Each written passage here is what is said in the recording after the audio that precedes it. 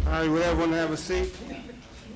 We're going to begin the regular meeting of the mayor and the city council, city of Port Allen, Louisiana. Today is Wednesday, February the 10th, 2021 at, starting a little late, 5:38 p.m. Please be advised that due to the public health emergency caused by the COVID-19 virus, the following requirements will be enforced at the city council meetings. Anyone entering the building must wear a mask. Entry into the council chambers will be limited to 75% of maximum capacity, with all occupants seated in designated seats. Each person must decide before entering the chamber which agenda item they wish to comment on. If they are not seated in the chamber, when the agenda item is heard, they will be notified by an officer to enter the council chambers to address that agenda item. Call to order. Please silence all electronic devices. Everyone stand for the pledge. Dion, will you lead us in the pledge? I pledge allegiance to the flag of the United States of America and to the republic for which it stands, one nation, under God, indivisible, with liberty and justice for all. Thank you. Agenda item number 2, roll call. Ms. Gordon? Here. Mr. Hubble? Here. Mr. Brown? Here. Ms. Lacy? Here. Mr. Revere? Here. You have a quorum. Thank you. Agenda item 3, approve the minutes of the regular meeting of January 13, 2021. I second. I got a motion by Councilman Gordon, second by Councilman Brown. Any objections? Hearing none. Agenda item 4, public comments. Comments from the public are allowed in accordance with the Louisiana Revised Statute 42:11 and Section 2 through 34, and specifically limited to an agenda item to be considered during the meeting. 3 minutes per person and 15 minutes per topic.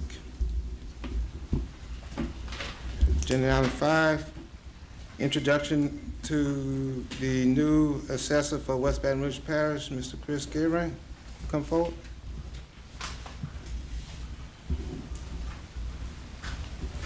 Mayor Lee, council members, I appreciate y'all giving me a few minutes this evening to kind of come in and introduce myself and talk briefly about our office and our staff. My name is Chris Gehring. I became an assessor for West Baton Rouge Parish on January 1st of 2021, new term starting on that date.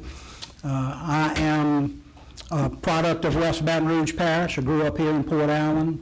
Graduated from Port Allen High School, graduated from LSU, and have held an active CPA license with the Louisiana State Board for the past 35 years. Prior to becoming assessor, I was in the office with Frog Altazan. I'm sure that name probably resonates with a bunch of you. I was in the office with Frog during his whole 20-year term. Probably the last 12 years of that term with Frog, I served as his chief deputy. I'm very fortunate to have a very experienced staff, a dedicated staff, a loyal staff. Probably between everyone we have in there, we're a small office. We've got 4 full-time people and a couple part-time outside guys that do some field work. Between all of us, we probably have close to 70 years of experience in the assessor's office. And between me and my chief deputy, we've probably got over probably about 800 hours of classroom time that we've been through. So excellent staff, very fortunate to have them with us. Couple things about our office. Some people may not always know, what exactly does the assessor's office do. We're mainly tasked to do 3 things in our office: discover, value, and list. When I say discover, it's our job to locate and identify all the properties in the parish that would be subject to ad valorem or property taxes. When we mention value, once we locate the properties, it's our job to estimate a fair market value on that property And when we say list, kind of the culmination of our year's work, we prepare an assessment roll. That information goes to the sheriff's office, and we also produce information for the city of Port Allen to generate property tax rolls at the end of the year when tax notices go out. A couple things. Contrary to popular belief, our office does not collect property taxes, nor do we set property tax rates for any of the taxing jurisdictions. We've got some documents in I think you have in your possession we'll look at in a minute. The only property tax rate that our office can affect is a property tax rate that funds our office. Our office is funded strictly by a 2.47 mil property tax rate, and I'm proud to be able to look at all of you tonight and tell you that in 2020, our office opted to roll our millage back to zero. We collected no property taxes for our office. We're funding the office right now off of surplus funds. Had we collected the funds that we could have, we probably could have brought in an additional $1.3 million. So we feel like we're trying to work with the property owners and taxpayers and kind of pushed $1.3 million back in everybody's pockets.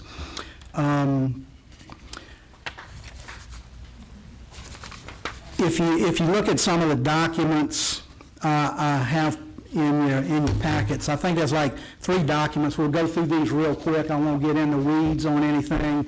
The first schedule I think that you have, at the top it says Schedule A, at the bottom it says Schedule B. Up on the top part in Schedule A, you can look and see we basically deal with 3 types of properties: real estate, personal property, which is movable properties that businesses own, that can be furniture, computers, equipment, anything that's movable in their business.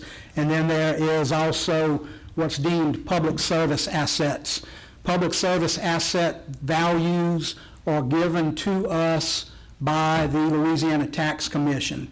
That would comprise assets that may be utilities, telephone companies, railroad, it could be barge lines, pipelines. That makes up the brunt of your public service assets. Those values are given to us by the Tax Commission. If you look down at the bottom under Schedule B, I'm going to point out 2 numbers for you. If you see in the 2020 column, it says homestead exempt. In 2020, West Baton Rouge Parish had over $49 million in assessed value in homestead exemptions. I think we had around 7,100 homestead exemptions total. Of those 7,100, I think around 1,400 are what we call 100% homestead exempt. Homestead exemption is $75,000, so anyone who is 100% homestead exempt, their property is valued at $75,000 or below. That's just a kind of quick recap on the homestead exemption statistics. If you look at the taxpayer column, when you're talking about values and assessments and property taxes, a lot of times you hear the term millage rates. If you look at that item, the $513,215,000 number, that is the taxable number of assessed value used in West Baton Rouge Parish for property tax purposes. If you're talking any of your taxing jurisdictions parish-wide, and they always want to know, what does 1 mil generate? 1 mil generates 10% of that number, or $513,000. So if we'll look at it on the next page, two things I want to point out on this schedule. If you look here, we were from 2019 to 2020, assessed values in West Baton Rouge were up by $46 million. That's 19 to 20. If we back up and look at 2018 to 2019, which you don't have in front of you, I'll just share this with you. Assessed values between 18 and 19 increased by $40 million. Those 2 years, $40 million a year prior, $46 million this year, are the 2 largest dollar amount increases in assessed values that West Baton Rouge Parish has ever seen. The number for 2020 would have been substantially higher than it is, but due to COVID and the pandemic situation, the assessor's office, under its discretion, passed along to all real estate property owners a one-time 10% value reduction, and we passed along to all business personal property owners a one-time 5% value reduction. By doing that, we probably removed close to $40 million from the assessment roll in 2020. If you flip to the next page real quick, it's what we call a grand recap. It just lists all of the different taxing jurisdictions and the tax amounts that are generated by those respective taxing jurisdictions. Chaffalaya Levy District has a single rate. You can see their amount. The law enforcement is the West Baton Rouge Parish Sheriff's Office. They have a single amount or a single millage. If you look further down the page, West Baton Rouge operations and school boards are broken down into the different millages that comprise their total rate, and you also see we have a line item up on top for the City of Port Allen. City of Port Allen is the only municipality in the parish that levies a local property tax. The property taxes over the last 5 years for the City of Port Allen have probably ranged from a low of about $530,000 to, I think, last year in 2019, I think the property taxes generated by the City of Port Allen were just a shade over $600,000. Another thing to point out on this page, if you look at the very bottom, it says value of exempt industrial contracts. West Baton Rouge is an industrial-heavy parish. We're on the river. We're fortunate to have the geography location that we have. We have in excess of $2.2 billion right now on our assessment roll that are exempt from property taxes under the Louisiana Economic Development Office's Industrial Tax Exemption Program. These dollar amounts are staggered. Most companies, when they apply and they receive the contracts, they receive a contract for 5 years and then they get another 5-year renewal term, so they can have up to a 10-year period where they're exempt from taxes. Generally in year number 11 is when our office picks up the assets from those contracts and starts to value them for property tax purposes. If you look at the last page, just real quickly, it's a list of the top 10 taxpayers. Now, this is top 10 taxpayers in West Baton Rouge Parish. I've been in office for 20 years. There's not been a lot of movement in this list. Dow Chemical has always sat at the top of the list. Exxon's usually been very high at the top. Just not a lot of movement. You usually see a lot of the same names in this top taxpayer list.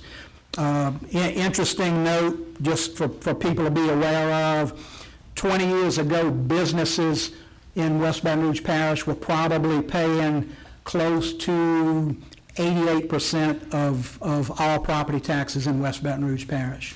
Fast forward 20 years down the road, that number's probably dropped to around 82 or 83% of all property taxes in West Baton Rouge Parish. I think some of that's due to the increase we've seen over the last 20 years in the residential developments throughout the parish. That probably speaks for the largest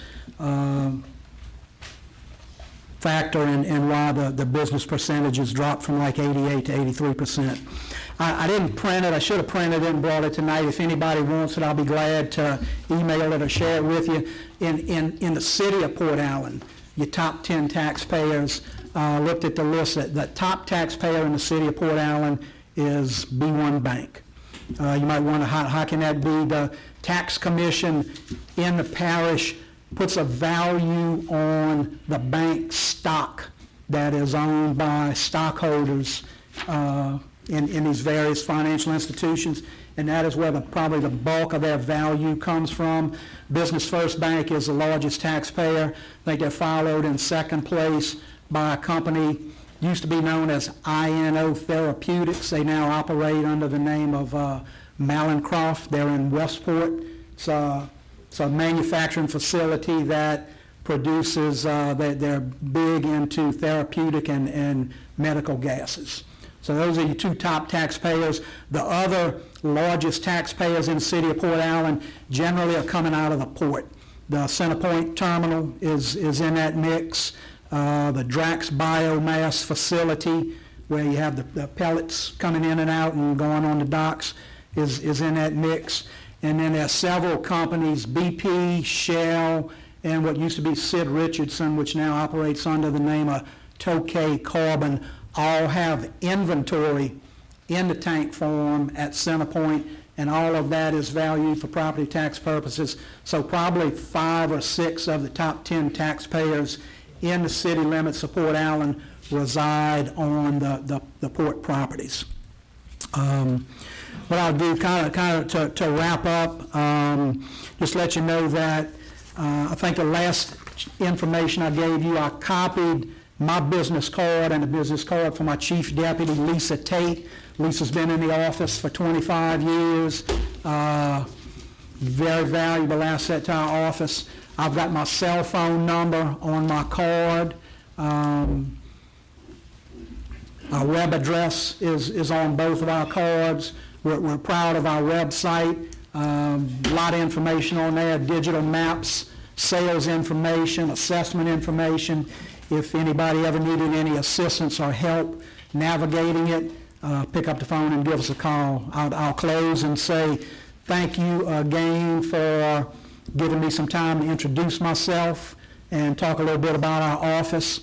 Again, when you call our office, we answer our phones. You're not going to get an automated attendant. We return our emails. If you or any of your constituents have any issues or problems, we're there to help you solve those problems and get answers. If you call and we don't have an answer for you, we'll find an answer and get back to you. So appreciate y'all giving me some time. If anybody has any questions, I'd be glad to answer any questions right now. Mr. Garrett. Yes, sir. Thank you very much for the information. I liked it. I like the fact that you came up, took the time out of your day to come up here. There's one thing, when you mentioned homestead exemption, I'm not really sure about the age where you assess back. The homestead age is not a prerequisite for homestead exemption. With a certain age where your property value is frozen. We can do, homestead exemption is available to anyone who has a primary residence, and age is not a requirement. What you're talking about is what we call in the office special assessment levels. One of them is when a property owner reaches age of 65, they can come into our office, two hurdles that they have to clear. They have to meet the age requirement of 65, and there's an income limitation. We don't keep copies of anyone's income tax documents. We look at their most recent tax return, and if their adjusted gross income is at or below $100,000, we can freeze their assessed value. Most people come in and they say, we want to freeze our taxes.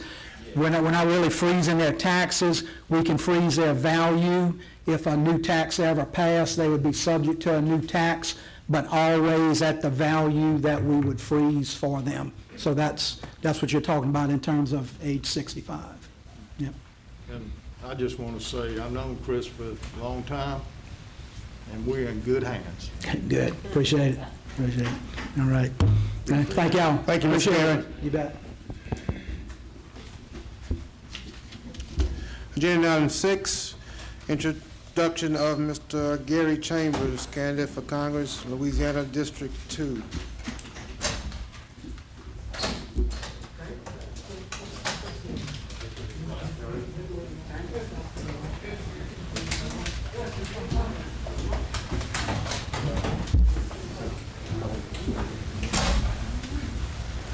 Good afternoon, and thank y'all for the opportunity to talk to you. I'm Gary Chambers, candidate for U.S. Congress. I'm gonna start by telling you, everybody knows how big the map is for the congressional district. You can be the congressman from New Orleans and ignore the river parishes and Baton Rouge, but you cannot be a congressman from Baton Rouge and ignore New Orleans, all right? That's the one thing I want y'all to walk away from this with. For the last 10 years, too many communities in this district have felt forgotten. I know what it feels like to come from a forgotten community.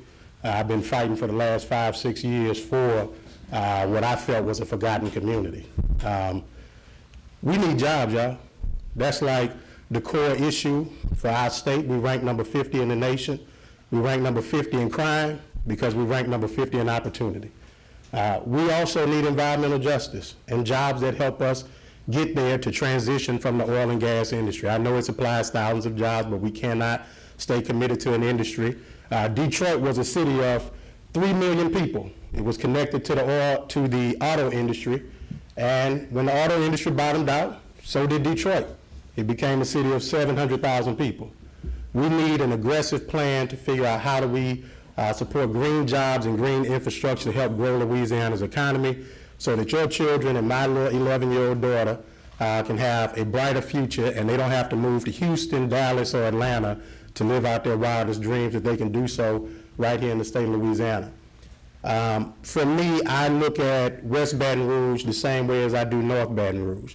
It's a community of people who pay taxes that deserve for their government to step up and represent them and bring their resources home to bear for them. I've had conversations with leaders in your community about the need to address economic development as well as traffic, and how do we move people from the west side to the east side for the job opportunities that are there, but also how do we grow the economy on this side of the river? How do we deal with the major infrastructure challenges of all of our rural parishes? Whether you're in Donaldsonville and they need gas lines, or whether you're here and you need a pathway across the bridge, we have solutions to do that. Without an elected position, without a title, without all of the things that they say you're supposed to have, I've helped fight for a community and won. When they closed 2 emergency rooms in our community, we organized, strategized, and held community meetings in North Baton Rouge, and we fought and we got an emergency room open. When they tried to move the zoo out of our community and tell us we get a $45 million parking replacement for a $100 million zoo, we organized, had community meetings, met with partners, and now there's a $300 million investment happening in North Baton Rouge. Why is that important? Because without a position, we've gotten $300 million moved into a divested community. Communities that people said didn't deserve it. Communities that people said weren't going to be able to attract the jobs or the business. What does that do, though? That gives jobs and opportunities to the people that live in North Baton Rouge, that enhances the quality of the life of the people who live in that community. And no matter whether you live in New Orleans East or the river parishes or Baton Rouge, you deserve a congressman who cares about you, who's going to fight for you. I'm the only candidate in this race that's not taking money from oil and gas right now. I'm the only candidate in this race that can say that I'm purely people-powered.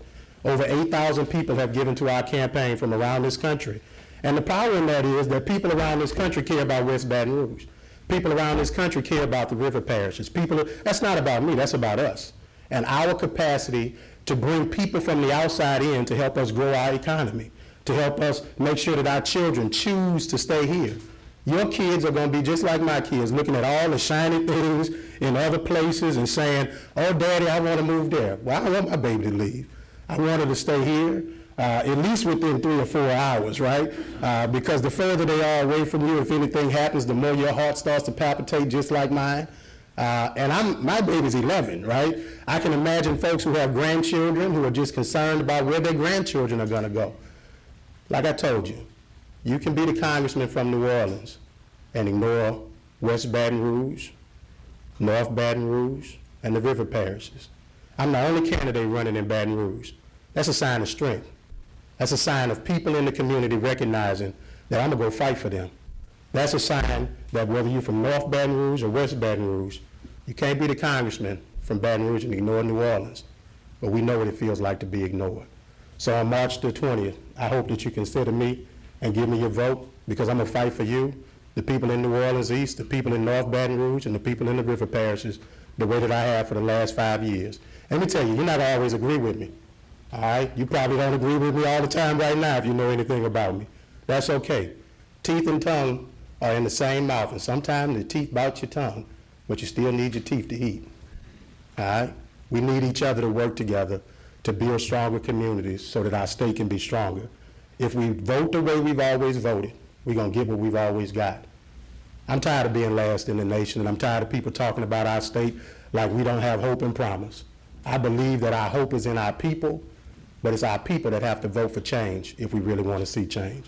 Thank y'all, and I appreciate your time today.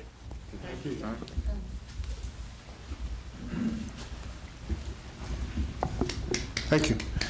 Agenda item 7, introduction of Louisiana State Senator Troy Carter, candidate for Congress of Louisiana, District 2. Ms. Carter. Good evening, Mr. Mayor, members of the council. Thank you very much for the opportunity to be here for you today.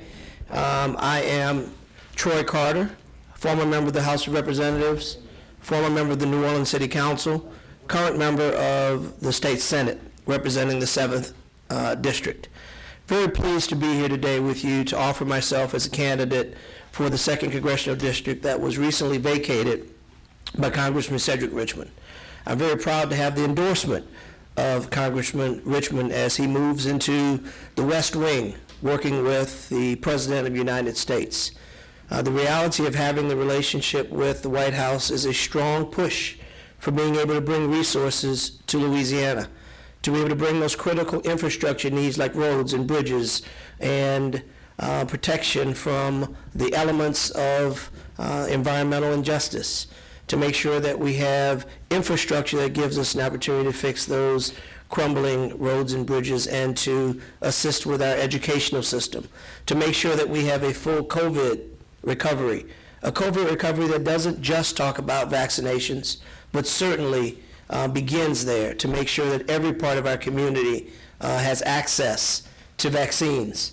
But then a COVID recovery that talks about standing up our businesses, helping our small communities. You know, I started my career in local government, so I appreciate the tough tasks that you have. Limited resources for raising revenues, potholes and overgrown grass and abandoned houses, and all the things that are continuums that continue to plague our communities. Federal government needs to step in to help our small communities, to make sure that we have resources to assist you, to make sure that our small businesses have the opportunity to be stood up. You know, we stand up foreign countries, we stand up automobile dealerships and automobile industries, we stand up banks. Certainly we can stand up the American people. We can fight for the people right here on the ground to make sure that we have an opportunity to rebuild our communities, to fight for our young people who decide they're going to go to college and then find themselves straddled with significant debt that makes them become a part of the working poor. Right out of school, they're spending every dollar they make to pay back their student loans, sometimes 7 and 8, 9, 10% in interest rates.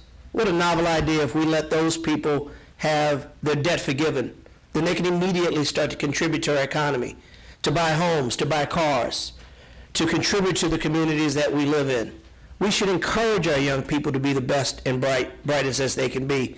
And at the same time, for those who are going to go to a 4 or a 2-year college, we should also make way for those who choose not to re-energize our VOTEC systems, to create opportunities for people to become trained in the skills, to become welders and air condition repair people, truck drivers and tractor drivers. Those are honorable jobs with good paying opportunities. I will fight for an increased minimum wage. We know that $7.25 an hour is unconscionable for anyone to live on. We know that the price of rice, the price of bread, the price of eggs and milk, education and housing and child care has gone up exponentially. But our minimum wage has remained $7.25 an hour. In the 60s, it was $1.05. We're now in 2021, and it's $7.25. Incrementally, that's pennies a year. And if you think about the $7.25 today versus what it was when you juxtapose it with inflation, people are making less money now than they made 30 years ago. There's something terribly wrong with that. We have an opportunity now to go to Washington, Republican, Democrat, who cares? What's most important is that people work together and fight for the people of Louisiana. I will tell you that every single part of this district is important to me as your next congressman. As you see me here today, you see me after I've been sworn in. You see me working closely with your parish presidents, with your mayors, with your aldermen, with your council members, with your school board members, with your members of clergy, with your community, with the community at large, because that's how important this is. We cannot miss this opportunity to advance the cause of the state of Louisiana and the people that live herein. As a member of the Senate, I fought for capital outlay on the Revenue and Fiscal Affairs Committee and fought for and delivered capital outlay dollars to assist with capital projects throughout this state. I'll continue to do that as your congressman. I've got two young sons. It's important to me to fight for them too. They're here in Louisiana. I've got 2 sons in college. My wife is a brigadier general in the United States Army. Family means something to me. I've served 30 years as a public official, feeding the hungry, providing coats for kids, making sure that not just those things in the legislative halls have I done, but also those things on the ground where people live, helping the homelessness, providing Thanksgiving dinners for those that are in need, making sure that we did back-to-school supply giveaways for 30 years. Every year, rain or shine, COVID or not. This year, we fed 1,500 people at Thanksgiving time, drive-by. People drove by and handed them a plate with all the trimmings, a full Thanksgiving meal. Christmas time, bicycles, footballs, baby dolls. Because you know what? I was one of 6 children. My mother raised us by herself. I know what it's like to not know what you're going to get Christmas morning. Government has a role not just to pass laws and sit in our ivory towers, but to also get out and touch the people. That's what I believe in my heart of hearts. That's why I'm running for Congress, and I ask for your support and your prayers. Thank you very much for the opportunity to be with you. God bless you. Excuse me, Mr. Carter, where are you from? I'm sorry. Where are you from? New Orleans. I'm from New Orleans. I represent the 7th Senatorial District, which represents the West Bank of Orleans Parish and Jefferson Parish. So most of your giveaways be in New Orleans? Yes, ma'am. It won't be anymore, though. It's going to be throughout the whole state. Oh, I know. Yes, ma'am. It's going to be within 10 parishes from West Jefferson all the way to West Baton Rouge Parish and everything in between. So you can count on that. Yes, ma'am. Thank you all very much. Thank you, Senator.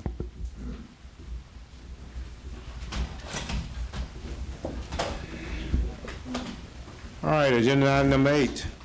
Consider rezoning request for squares 56, 57, and portion of 58.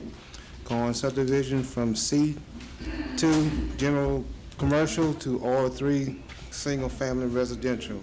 Legal description, 1.28 acres, square 56, corn, SD west of TNP Railroad, less lot 40 foot by 40 foot in the northeast corner, and 1.66 AC acres, square 57, corn, SC WNP lot A, square 58, corn west of Railroad, PA 2 through 13, CP 207, E35, CB 235, E11, CB 342, E16, CB 344, E3. Planning and zoning. Yes, council members, this item came before planning and zoning at last month's meeting. Mr. Francois Boulanger, who is the contracted purchaser of the property in question, applied for rezoning of the property from commercial C2 general commercial to R3 single family residential. He has presented a plan to subdivide the property into 24 lots, which the plat was provided to the Planning and Zoning Commission. They voted unanimously to rezone the property and recommend the rezoning to this council. Is there to ask that you all adopt that recommendation. And I'm Francois Boulanger. I'm just here to answer any questions that y'all may have about the project. What would be the end result, the final result of, if it is permitted rezone? Yeah, so we provided some maps to planning and zoning. What we have is going to be, it's roughly 4.6 acres, I think, total. Trying to make 24 lots out of it. It would be zoned R3. We're not doing minimum square footage lots. We just want to, trying to give people decent-sized lots in an area where we feel more houses are needed, you know. New options are available for somebody to purchase, so. Yeah, how the landscape gonna work out with the railroad track right there? Like, you plan on putting barriers up for just safety reasons for the families that may come, or? To be honest with you, it hadn't been anything, we hadn't discussed anything. I think it would be up to the person that lives next to the railroad track, if they want to put a fence up or something like that. That'd just be something we could talk about, but.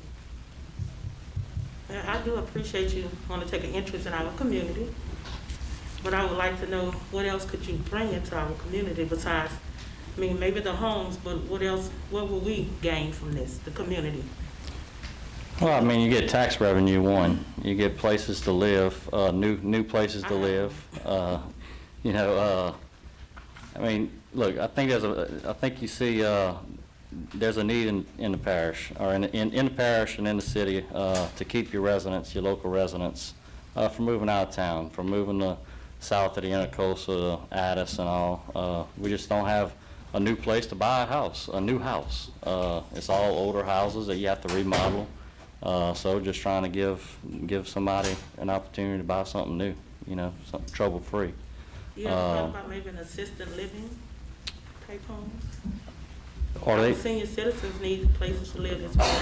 Yeah, that's not an industry that I'm in personally. I know they are building a new one in West Baton Rouge as we speak, but I mean, it's zoned commercial now. I'm just trying to reduce the zoning to reduce the foot traffic in that area.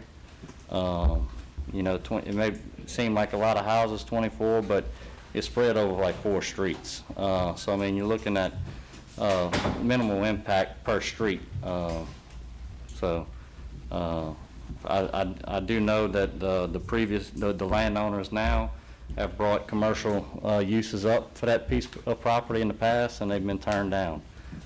So what that tells you that, you know, obviously the neighbors want residents instead of commercial stuff. No, that's not what that tell me. Listening to the neighbors, that tell me they just didn't want what they were proposing. Yeah. And then they're not too happy about this either, so, not just all houses. So I was just looking at some other ways that maybe we could satisfy the people within the community. Like what else we could look at? Maybe a playground, something for the community that they can gain from. So are any amenities coming with the subdivision and then? No, so look, it's current streets. So we're just adding on to the subdivision that is there now. I believe y'all do have some local amenities in the area for kids' playgrounds and stuff, if I'm not mistaken. Parks, parish parks and stuff. It's not something that, I'm not putting new infrastructure in. I'm not putting new roads to where it's really just existing roads. Really, I find doing what should have been done the whole time is houses right there. Yeah, so sidewalks, because you're saying like the parks are in distance, but it's walking distance. So we have sidewalks for the subdivision, or like, Again, it's not something that's required by code. It's something that can be talked about. I haven't seen the blueprint, so I'm not really familiar with the layout. So I was expecting to get one today, to be honest, just so I can actually just visualize and understand it. I think this, so far, I think this is the best Right. option that we do have compared to the other ones. Yeah, and we are, so this is a rezone. This is not just a subdivide request. We are going to come to next month with a subdivide request should it pass. But I'd happy to put a map out even sooner than that. That way you can get a feel for it, and I could answer any questions and meet with you at any time. No problem. My only concern is, Thank you. I'm happy for the houses, I'm for it, and just like Brenda Brown has stated, I would like to see a fence along the whole back part of for the track, in the neighborhood, you know, like a fence from the track to the neighborhood. Right, That's the only concern I would have, but I'm for it. I'm Right. all for it. understood. Just for clarification purposes, the map hasn't yet been presented because the only issue before the council tonight is rezoning from commercial to residential. We have had discussions relative to what his plans are. We're in the process of trying to identify all of the service infrastructure, water, gas, sewer, in order to present a plan that is more concrete once we have all of that infrastructure plan established. Be premature to present a map of the, that's subject to change based on the infrastructure requirements in order to get service to the lots as proposed. So it's 24 lots. They all front on existing streets. We are in the second stage of identifying the location of the infrastructure for water, gas, and sewer. So it has to come back before you for the subdivision request once that stuff is finalized. Lance, thanks for that, no, thank you for that information, because yes, all he is asking for Rezone. is a rezone, and I think R3 is a good designation for that piece of property. R3 has, I think, a minimum lot requirement of 7,200 square feet. All of the lots as proposed do meet that requirement.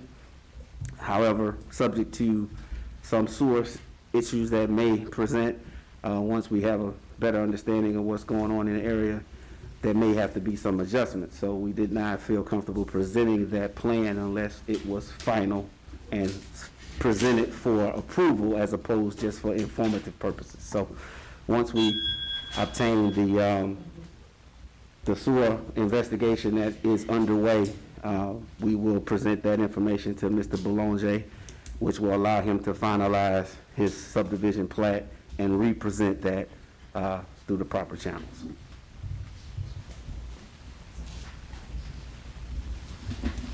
If there's no more questions, I move. Okay, motion by Councilman Brown, second by Councilman Revere. Any objections? Hearing none. Chief, can you check and see if anyone in the hallway wants to be heard on this agenda item number 8?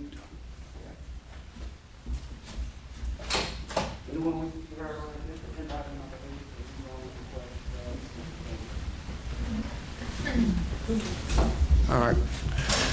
I got a motion by Councilman Brown, second by Councilman Revere. Any objections? Hearing none? Ms. Clark? Yeah. Mr. Hubble? Yes. Mr. Brown? Yes. Ms. Lacy? Yes. Mr. Revere? Yes.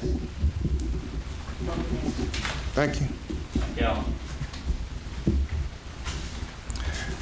Agenda item 9, consider approving ordinance number 1 of 2021 to amend the fiscal year 2020 to 2021 budget of the city of Port Allen in the general fund, water and gas fund, and the sewer fund to provide for a 3% across-the-board raise for all full-time employees effective January 13, 2021. And council, this was introduced on January 13, 2021. The last across-the-board raise that the council gave our employees was back in 2018, and I think they are deserving of a raise. So I'm willing to entertain any motion. Totally agree with you, Mayor, and I'll make a motion. I got a motion, but You're gonna need Okay. to, Mayor, we need to have a public hearing on this one. So I would suggest that we amend the agenda to add that agenda item. Then go to the audience first for a public hearing. Proceed. and that is correct, my mistake. So we're 8. So council, I need to amend the agenda because we need to have a public hearing. I move to amend the agenda to have a public hearing about agenda item number 9. That's sufficient. Unanimous consent is needed to amend the agenda.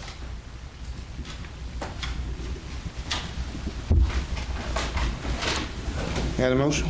Yeah, I'm a, Ms. Gordon. Okay. A motion by Councilman Brown, second by Councilman Gordon. Any objections? Hear none? Ms. Gordon? Yes. Mr. Hubble? Yes. Mr. Brown? Yes? Ms. Lacy? Yes. Mr. Revere? Yes. Motion passes. Thank you.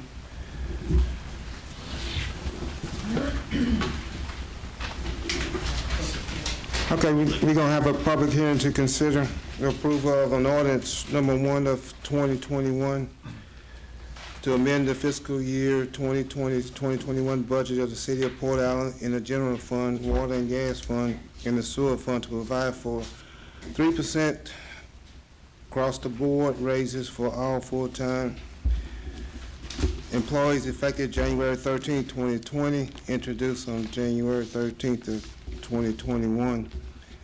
It's open to the public. Anyone from the public wish to be heard? Check outside, Mr. Joseph.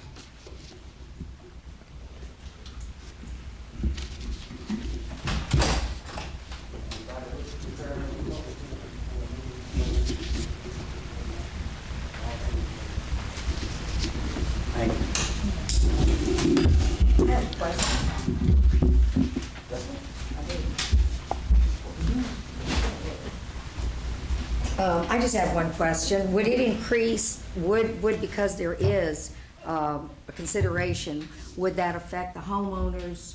Would there, because they're getting a pay raise, would that increase any of the homeowners in their water, gas fund, sewer, or, that's all I want to know is, would there be an increase to the general public homeowners?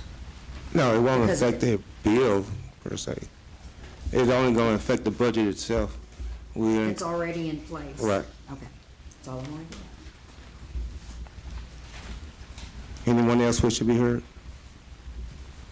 Okay, we'll close the public hearing.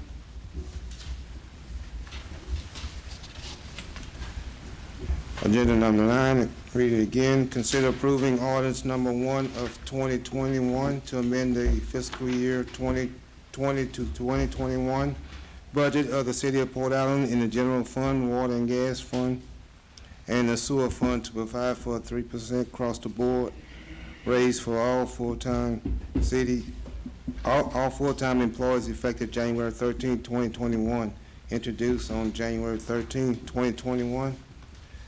Ordinance number 1 of 2021. Ms. Roche, can you read it? An ordinance of the city of Port Allen, state of Louisiana, providing for an amendment to the budgets of the city of Port Allen for the general fund, the water and gas fund, and the sewer fund for the fiscal year beginning July 1st, 2020 and ending June 30th, 2021, and to provide for related matters. So move. Second. I got a motion by Councilman Brown, second by Councilman Revere. Any objections? Hearing none? Ms. Gordon? Yes. Mr. Hubble? Yes. Mr. Brown? Yes? Ms. Lacy? Yes. Mr. Revere? Yes. Motion passes. Agenda item number 10. Introduction of an ordinance to amend the 2020-2021 City of Port Allen Police Department budget for the purchase of one new vehicle at a cost of $33,000 as a replacement for an outdated vehicle. Chief Hicks? We have, the reason for this purchase of the vehicle, we have no spare units on the force in case one of the officers' unit breaks down. They have nothing to use. We have one Chevrolet Impala that's not working. Then we have another unit that's temporarily down also. So if we have a situation where one of the officers' vehicles breaks, then that'd be one less person patrolling the city.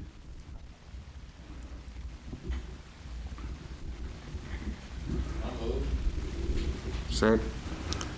I got a motion by Councilman Revere, second by Councilman Brown. Any objections? Hearing none? Ms. Gordon? Yes. Mr. Hubble? Yes. Mr. Brown? Yes? Ms. Lacy? Yes. Mr. Revere? Yes. Motion passes. Thank y'all.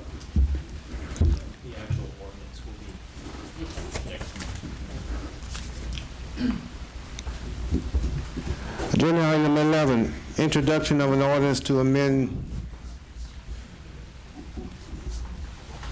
Before we go to 11, is anybody wish to be heard on agenda item 10?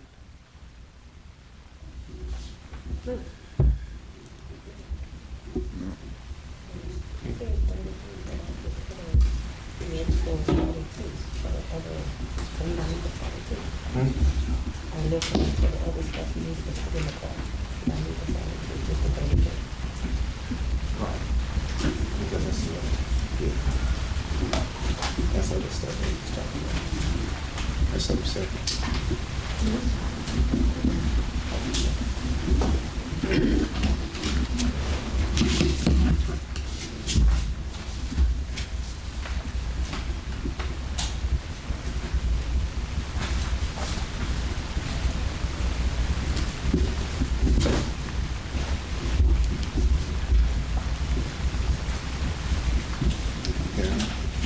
That's 10,000 for this pipe.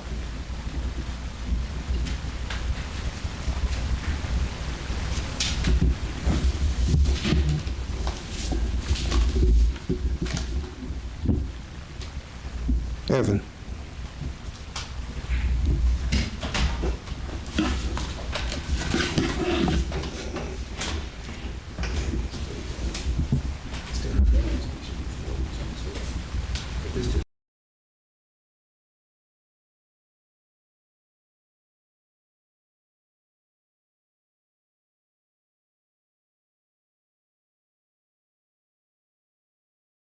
Whatever is introduced.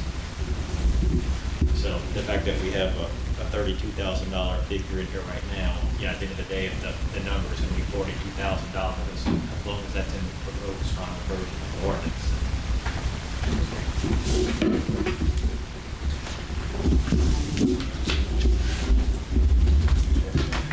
Ordinance that will come out, Just the next meeting for him clarifying to for get a the call, audience. the number.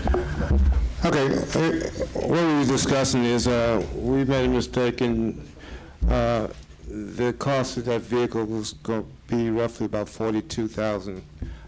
It didn't include the lights and all the accessories that goes along with that vehicle. So the value of that vehicle will increase to $42,000. Good catch, Ms. Lacy. We'll make that known once they present it at the next council meeting. Once the final, the proposed draft, final version of the ordinance is drafted, then the correct number will be in the ordinance, the draft ordinance at that point in time, and that'll be what's presented for the council. That'll be what's on the tap for the public hearing, and that's what'll be before the council next meeting.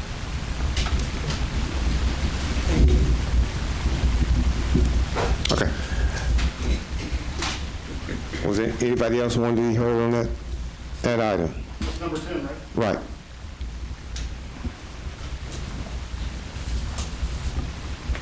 John Summers. One thing before we buy any vehicles, I think we should explore all options, including grants, for providing funds for these vehicles.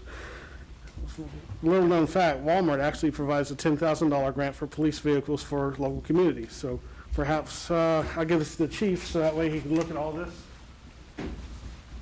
But also the U.S. Rural Development Agency has grants for police vehicles as well. I think we are not being fiducially sound by just giving out money without doing further research for getting grants, especially when it comes to police equipment. Thank you. That's all I have to say on that. Thank you, sir.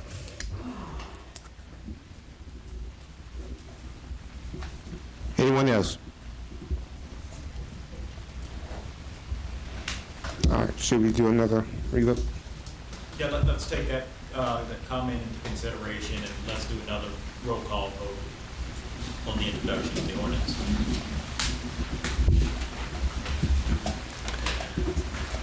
Entertain a motion? I move. A motion by Councilman Brown, Second. second by Councilman Lacy. Any objections? Hearing none? Ms. Gordon? Yes. Mr. Hubble? Yes. Mr. Brown? Yes. Ms. Lacy? Yes. Mr. Revere? Motion passes. Thank you. Agenda item number 11, introduction of ordinance to amend the 2020-2021 to cover the salary of the newly created position of Assistant Chief Financial Officer.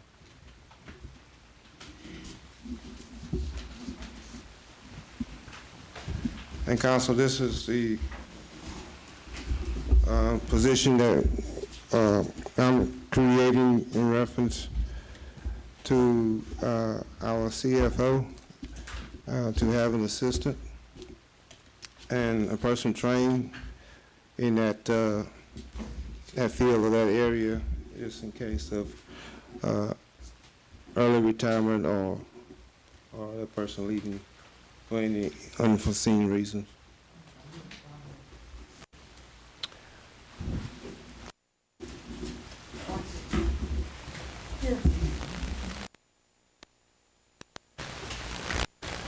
There's no motion.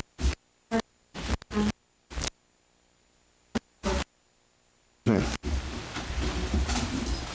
State your name. Mary Bennett. Ms. Bennett. Let me get, I'm sorry, I'm tangled in my mask. A sign of COVID. Okay, I guess I'm wondering why do we need an assistant chief financial officer at this time? The same reason why Mr. Jean left, and we didn't have anybody to replace him, and I had to fill in the position, and that was I understand that, but is Ms. McCain planning on leaving, or? that's a discussion that you would have to have with Ms. McCain. Huh? That's a discussion that you would have to have with Ms. McCain.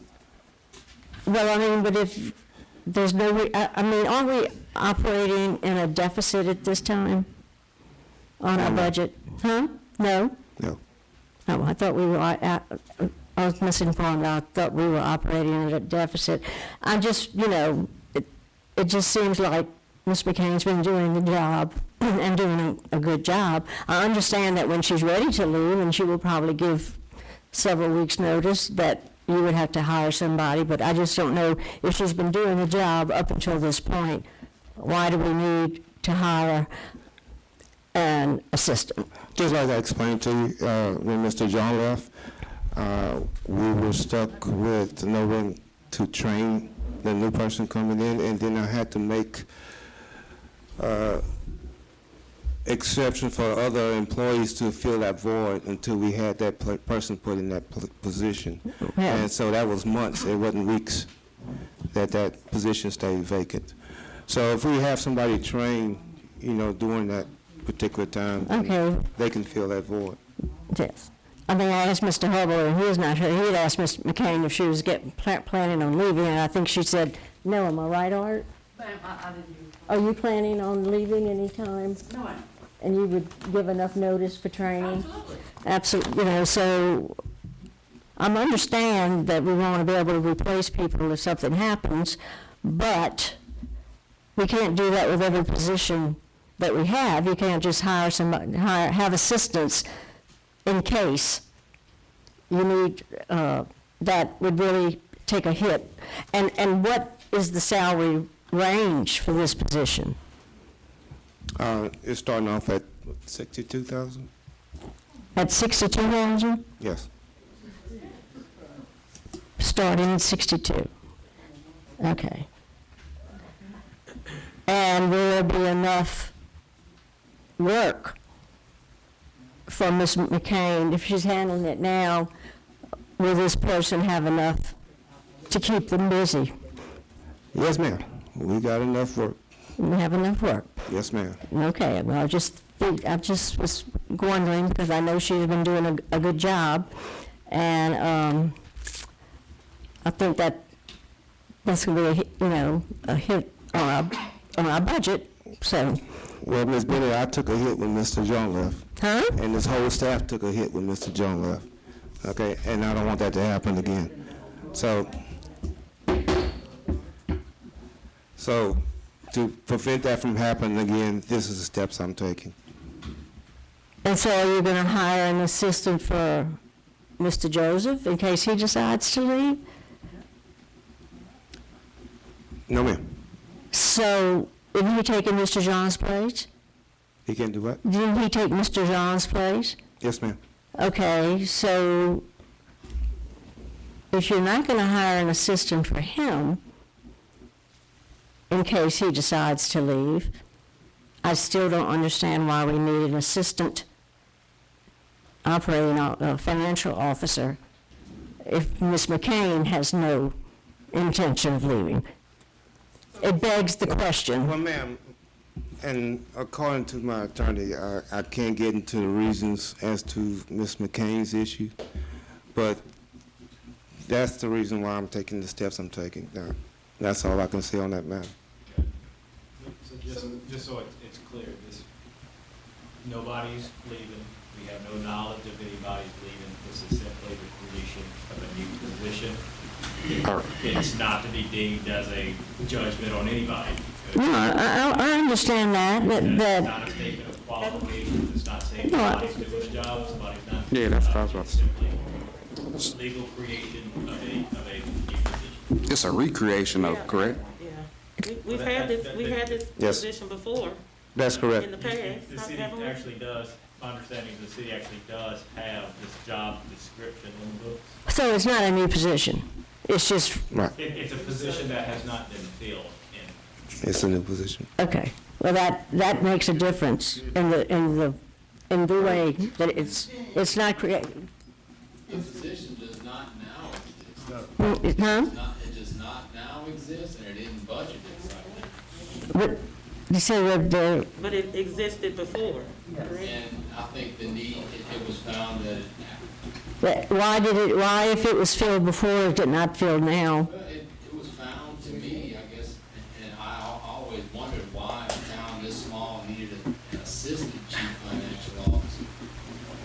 And I guess it was found that a position was really not needed, so it was, So that's why we just continued hiring, having an assistant? just did away with the position. We did away with it. So it's not like still on the, It's not okay, needed. okay. Well, this is, When you're looking at $62,000, you have to add 20% benefits on top of that. So my concern is, right, I just, mine too. is, and I'm, just like I'd ask Mr. Joseph, are you leaving? That's what I'm asking. May I address this issue? Because apparently, we have a lot of people who want to expound on their opinions relative to this item. So let me just say this. The reason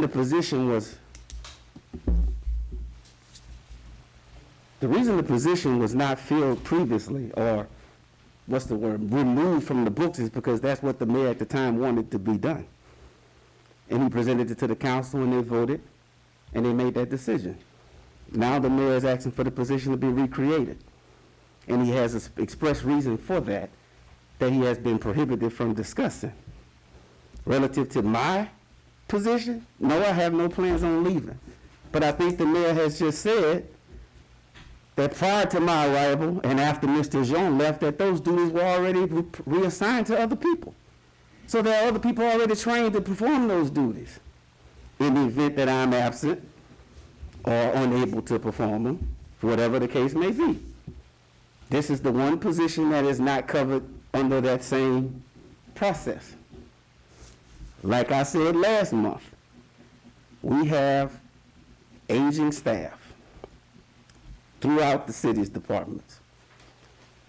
Certain supervisors have been instructed to train members of their staff that are under them to perform the duties that are required to keep the city moving. The mayor decided to request this to provide that same structure in the financial office. So the only question here is, this is the decision he's made as the chief executive officer of the city. We've had the jobs before. They were created, they were funded, they were filled, they were performed, and then they were eliminated.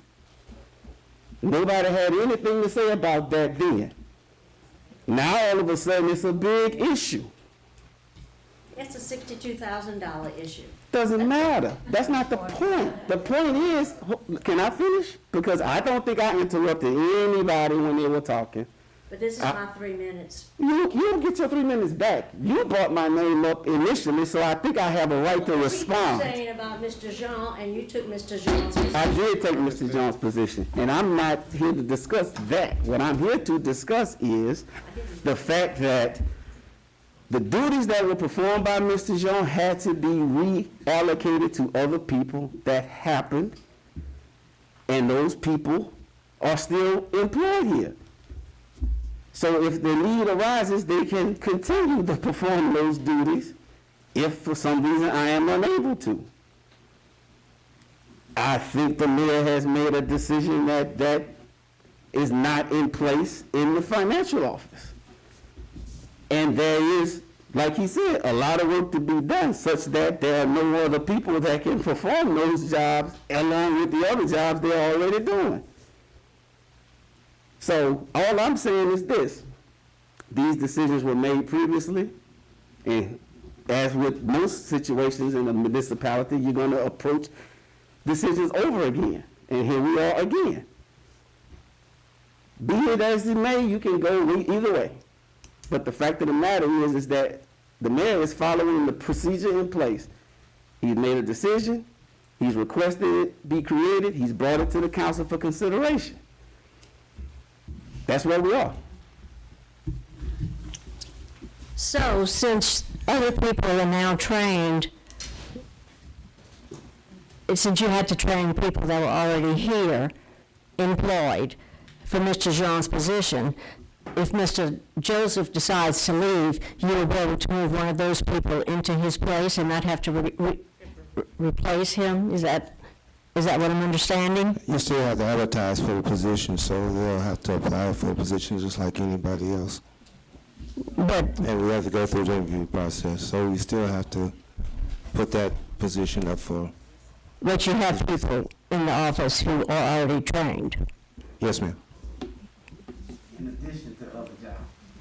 They were doing those duties in addition to the jobs that they actually are hired to perform. So when you started, you didn't take that part of the job away from them, they're still doing that. No. That's not what we're saying. What we're saying is that they were hired to do one thing. When the void arose, they were assigned other duties. They performed those duties until Are they still performing those duties? No. No, they're doing it, they're going back to their regular It duty. was just temporary. Yeah. stopgap. Oh, okay, you've answered the question that All right, okay. thank you, ma'am. So previously, previously, we had a assistant CFO position, that's what's been stated. We also previously had an assistant CAO, which we're not even discussing. So are y'all saying you want I'm- to assist for lands? Because we can do that. I don't need any of them myself, but the thing about it is, if we One at a have time. increased workload, does it mean we have an increase in population in the city of Port Allen? Would that justify an increased workload? I mean, in management, I mean, that's what you do. So, do we have an increase in population in Port Allen? I think we all know the answer to that. Addis is laughing at us. Okay, that's Would it. it be on this subdivision, it'd be an increase? I mean, he just approved the rezoning, so there will be changes coming. It's not gonna be the only subdivision that's actually, here for a change, but as far as just preparation and preparing yourself, best case, worst case, I'm not sure of the situation with the previous guy before Mr. Joseph, but 2 weeks' notice obviously wasn't enough for just one person to come in and fit the bill for a job of that caliber, so I'm ready to move on. Well, I just want something clarified. I didn't vote to create the position last time, because I didn't think it was needed then. I don't think it's needed now. We can discuss this all night, but I just wanted that clarified. I don't think it's needed now. I think the more prudent way for us to to, hire some, don't create a position where you get married to, that's, $62,000, that isn't the full number. I mean, I don't know what the benefits package is. 40%. You said 40%? So that's another $24,000. We're doing math off of $25,000. So you're looking at $87,000 that you're marrying yourself to by creating this position. I don't know, I just don't think it's a prudent way for us to do business. I'll leave it. I move. I got with Mr. Summers.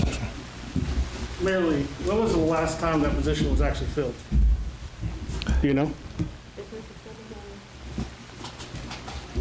But he opened it up to questions. So I assume it was general, open it to the public for questions. Am I correct?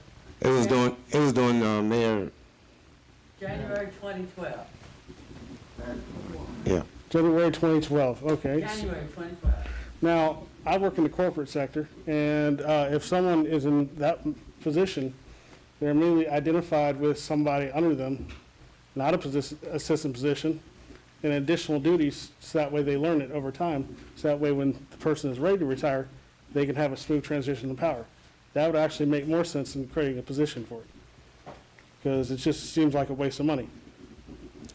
When it's someone who already is employed can learn the additional duties, as y'all said, you had employees that have already pulled additional duties.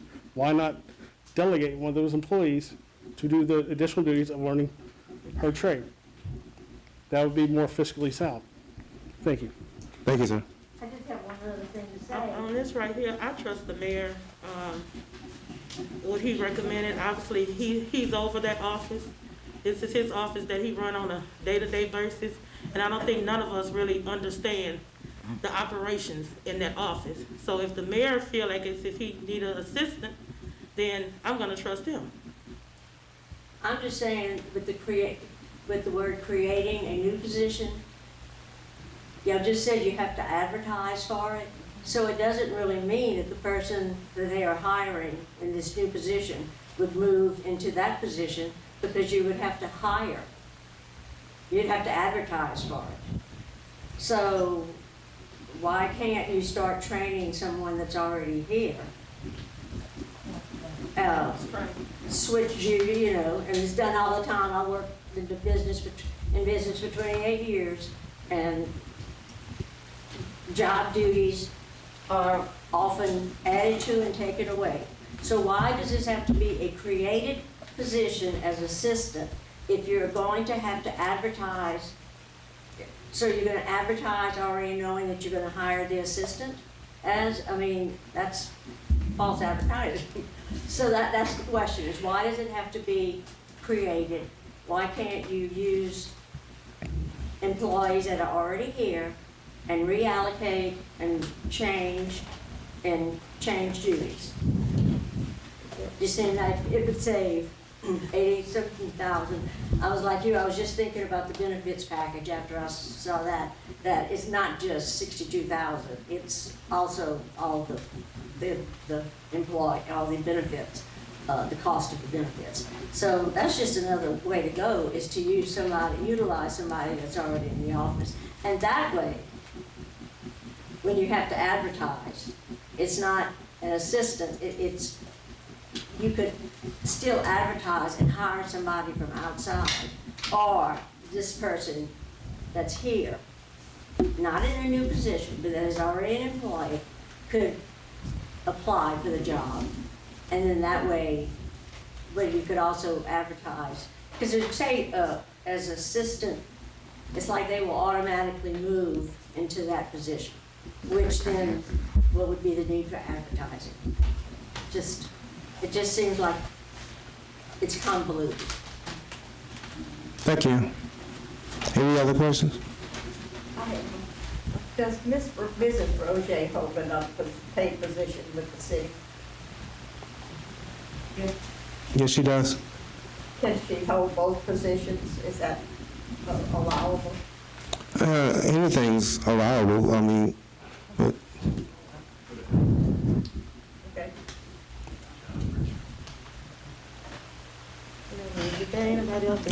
question? Is there anybody else that you see, Mayor, in the office that can also be the assistant CFO? Is there anybody else that take that workload in the office? But you have to train. Let me just say this. This is a request to create a position to amend the budget to fund it. Advertising is currently required by our ordinances. So we have to advertise for 3 weeks in the West Side Journal, which is only published once a week. It takes us 60 days minimum to amend the budget. When you tack that on to the 3-week advertisement, you're talking about 90 days. Then you have to interview. Then you have to select a candidate. You may have to wait for that candidate to provide notice to another position. So you're talking about another month. So we're talking about 120 days. Then we get into other contingencies. This time it was COVID-19. That cost us another 60 days. So now we're talking about 6 months. I believe the item is presented to provide some flexibility to respond when the need arises. That, to me, makes sense. It's a prudent decision. It doesn't mean he's going to fill it today or tomorrow. But the flexibility is there so we don't have to come back and wait 60 more days just to amend the budget to address contingent needs. We have a hole in Court Street right now today that we worked on because the road is failing and we needed to adopt a budget amendment to address that issue. Took 60 days. No one here has any intention of being reckless with public funds. We're trying to provide the services that our constituents expect in a timely and efficient manner. We've already asked other people to perform duties outside, beyond the scope of what they were hired to do. They did so admirably. We appreciated it. We commend them for it. But we all know that contingencies do arise. If the last year has taught us anything, is that we no longer know what to expect. So I don't believe it's unreasonable to provide the flexibility to respond to the needs of a municipality by asking for a position to be created and funded. That doesn't mean it's going to be expended immediately. But I just outline how the 60-day period can become 6 months before you know it. So, yes, there were people who performed duties that I performed as a stopgap measure. This is another attempt to be prepared should that need arise. We follow the rules, we follow the law. The law says we have to do a budget amendment. It says we have to introduce it in 1 month, have a public hearing in next month, and so on and so forth. This item came up in January. We can't approve it until March if we introduce the items according to the regulatory structure in place. So that's all this is. It's a option to be prepared to address the contingent needs of the city if and when the need arises. Call it somewhat of an insurance policy. I think everybody in the room has insurance for various needs. Any questions? I would like to say, I've worked many places, and typically you cross-train employees. You come to the mic, please. If needed. Come to the mic and state your name. Janet Semino. But typically businesses, and I consider this a business too, they cross-train other employees to fill voids if something happens. Any one of us could be gone tomorrow. That doesn't mean you hire someone to fill that position. Ms. McCain may be here another 10 years, we don't know. And so we're gonna pay this salary for that long, just until she leaves? That doesn't make good fiscal sense. That's all I had. Thank you. Just one more comment, maybe I'm not reading it right, but if you read the agenda item, it says introduce an ordinance to amend the budget to cover the salary. If we didn't want to spend the money, why didn't the agenda item just say introduce an ordinance to create a position? Maybe you have to have that language in there. And me personally, I don't think it's still creating a position that was there before, so I see it's recreating. During Mr. Bergeron era, the position was created. What is the difference now? Could somebody tell me that? It lasted a very short time. But it's actually Mayor Lewis. It was Derek Lewis. Yeah, to get away with it, what's the? Eliminated, but what's the difference? I'm saying if Mayor Lewis needed it, why can't Mayor Lee need it? Like I said earlier, I never voted for this. It wasn't needed. You have to. All right, well, You have one more person. yes, sir.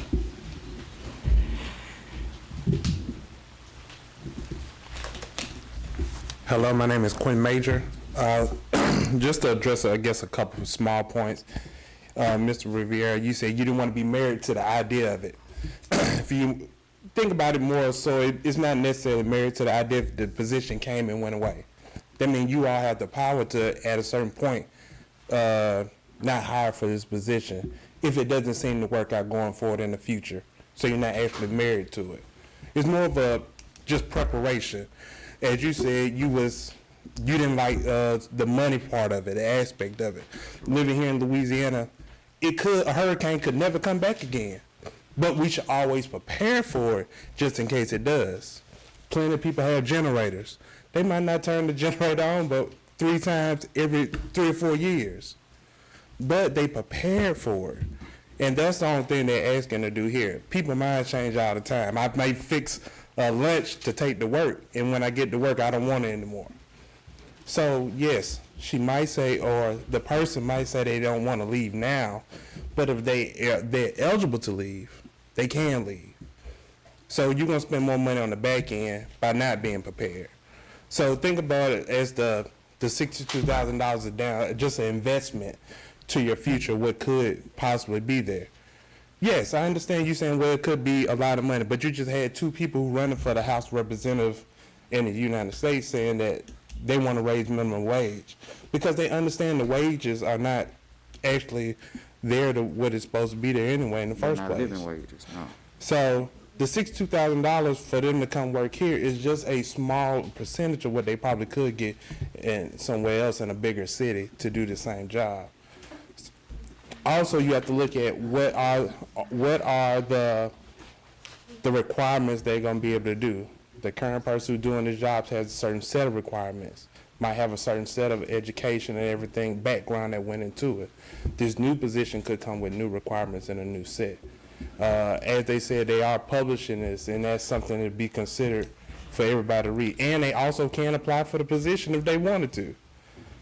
So these are all considerations why I believe being prepared for the future is pretty much the way I would probably look at this. And if it doesn't work out, you all have the power to take this position away as it has been done in the past. Is that not correct? When the position did go away, correct? Well, it was another mayor's idea to eliminate it. Right. Because the previous mayor had created it, and he didn't feel like that mayor didn't feel like it was needed, so it wasn't. So again, so like I said, it's not necessarily married to the idea then.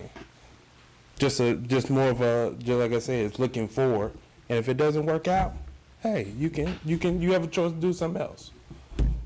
That's all I have. Thank you, Mr. Major. I have a question. You want me to come to the? Yes, ma'am.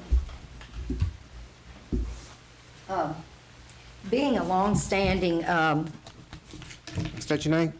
this, Diana LeBlanc. I live here in Port Allen since 1962. I live on Oaks Avenue. One of the things that I do know about Port Allen is that we do have a very aging community, and all of you know this. So what I'm considering, or what I'm looking at is, when the budget was discussed and the taxes were discussed, a lot of people were going to be, with their homestead exemption, they were going to be locked into that amount. So unless we obtain, and I know we do have some new filings, unless we retain a more vibrant community, a younger community that can take up the pace of larger salaries, I think that we really need to look at every penny we spend on anything. So I'm not saying yay or nay, but I just do believe that we do need to be fiscally responsible on any position, whether it's raising raising the cost or insurance or anything. We are a small community. We only have 5,000 people in this community, of which a lot of people don't even pay taxes. So that burden falls on the tax-paying community, which is aging. So I'm not saying you shouldn't, I'm not saying you should, but I do know it's an ordinance. I know you're tabling some of the ordinance for the next meeting, and maybe that's what you can do, is table it and get some more opinions. Let people call their representatives, and then maybe go from there. And then that way it's kind of an even playing field where you have the right to do it. It hasn't been done since 2012, so it's just something for the mayor to again look at. That's all I'm saying. Thank you. Thank you, ma'am. And just real quick, just so everybody recalls, I look back at my notes. The position was created at last month's meeting. So the position was created, all that required was a simple majority. That did not need to be an ordinance. This agenda item is to actually fund the position. So again, the position's already created. This is the ordinance, introduction of the ordinance to actually fund the position.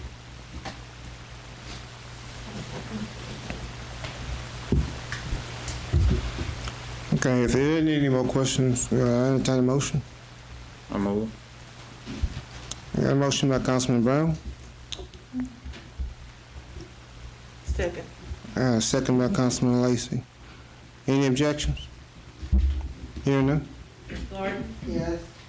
Mr. Hubble? No. Mr. Brown? Yes. Ms. Lacy? Yes. Mr. Revere? No, Thank you. Agenda item 12, consider authorizing the placing of speed bumps in designated locations inside the city. Chief Hicks? Last week I brought to the mayor and council attention about placing speed bumps in two areas that I have gotten complaints from the citizens of Port Allen due to the speeding and running of the stop signs and cars going up the wrong way on one-way streets. At the end of the discussion, Mr. Joseph brought to my attention that there is a company that could come in and put up devices to kind of hinder this problem from going on. I'm out of my office this week at a conference, but I'll be getting with Mr. Joseph first thing next week to sit down and discuss with him this company. I also reached out to Chief Dunner Baker. I know he to see how he alleviated that problem in his city with speeders and people running stop signs and all that. So, like I said, next week I'll be getting with Mr. Lance and we'll sit down. He'll give me the name of that company and hopefully they can send a representative out to speak to me to see how we can alleviate this problem. Okay. Chief, are tabling this item for right now? Yeah.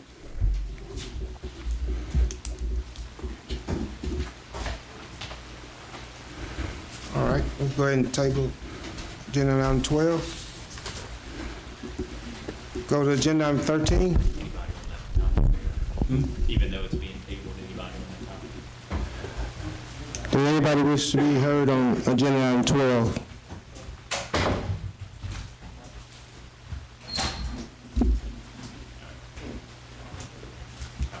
Okay. Agenda item 13, consider approving the hiring of 2 police officers, Nolan Dion at grade 112D and Jana Schutz at grade 112D, and a crossing guard, Patricia Tanner, at a salary of $9.47 per hour. Chief? Again, like last week's, I brought to Mayor Lee and the councilman's attention, Mr. Nolan Duhan and Ms. Jana Schutz. I asked for y'all to approve for hiring them back. They left under the previous administration for certain reasons unknown, but I want to bring them back. They didn't leave on negative terms, anything like that. I feel they're going to be a great asset to my department, help me run a productive, professional department, and I just want them back with my in my department. I'd like to say you made a great decision on these 2. They're great people. I'm going to say something about Nolan. There was a day, it was in the morning on Court Street, right down here, and a Republic truck, refuse truck, was going down the street spewing trash out the back. He was stopping his unit, and I watched him. He stopped his unit and went and picked all the trash wherever it was down the street and went and put it in garbage can. That said a lot. And Jana, I know her very well. It's a plus. That's about all I can tell you. It's great. Thank you. Thank you. Good choice, Chief. Mm-hmm. Yep. And congratulations. Second. I got a motion by Councilman Revere, second by Councilman Brown. Anyone from the audience wish to be heard on this before we take a motion? Hearing I none? think we need to stand for our blue officers, and we thank you for your service. Thank you. Thank you, Mr. LeBon. Okay, I got a motion by Councilman Revere, second by Councilman Brown. Any objections? Hearing none? Ms. Gordon? Yes. Mr. Hubble? Definitely yes. Mr. Brown? Yes. Ms. Lacy? Yes. Mr. Revere? Yes. Motion passed. Thank you. Congratulations. Thank you. Appreciate it. Thank y'all.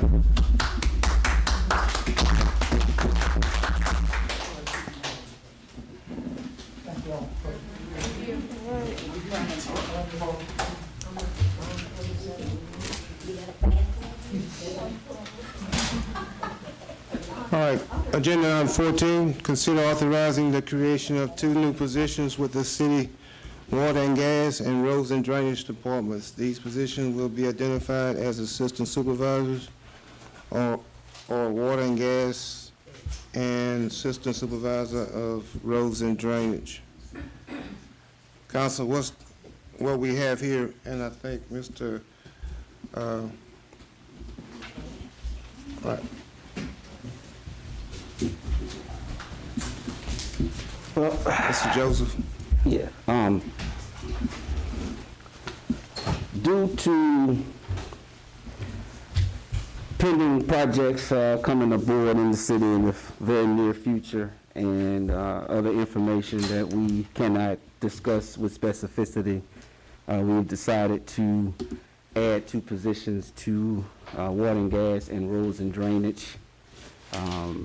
It is our understanding that we have some projects that are going to require additional staff, and we would like to get that staff hired and identified and trained to address those upcoming projects. As you know, we have a new subdivision coming on board. It's our understanding that they've started the process of developing the first filing with those lots. There will be abundance of new connections of water, gas services.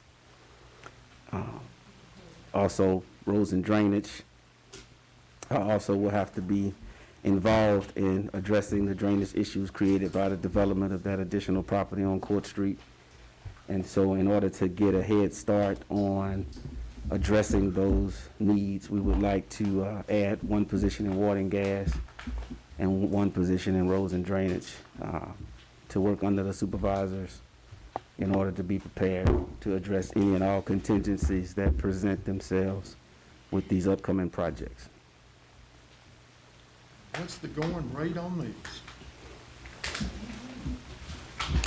Well, at this point in time, we're just requesting creation.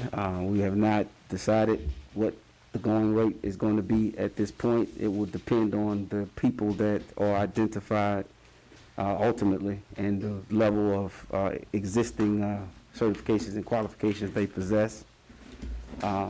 As previously stated, we have people that work in those departments now who may be able to step into those roles. However, as we've discussed at length, once you move people into other job duties that are required, that leaves a void in other places. So just rest assured that these decisions were not made lightly, and they are based on information that we have attained that we cannot discuss with any more specificity than what's been presented. So I'm on a need-to-know basis, and I don't need to know. I'm sorry, Lance. Obviously, with all of this, all of you folks need a lot of assistance. I don't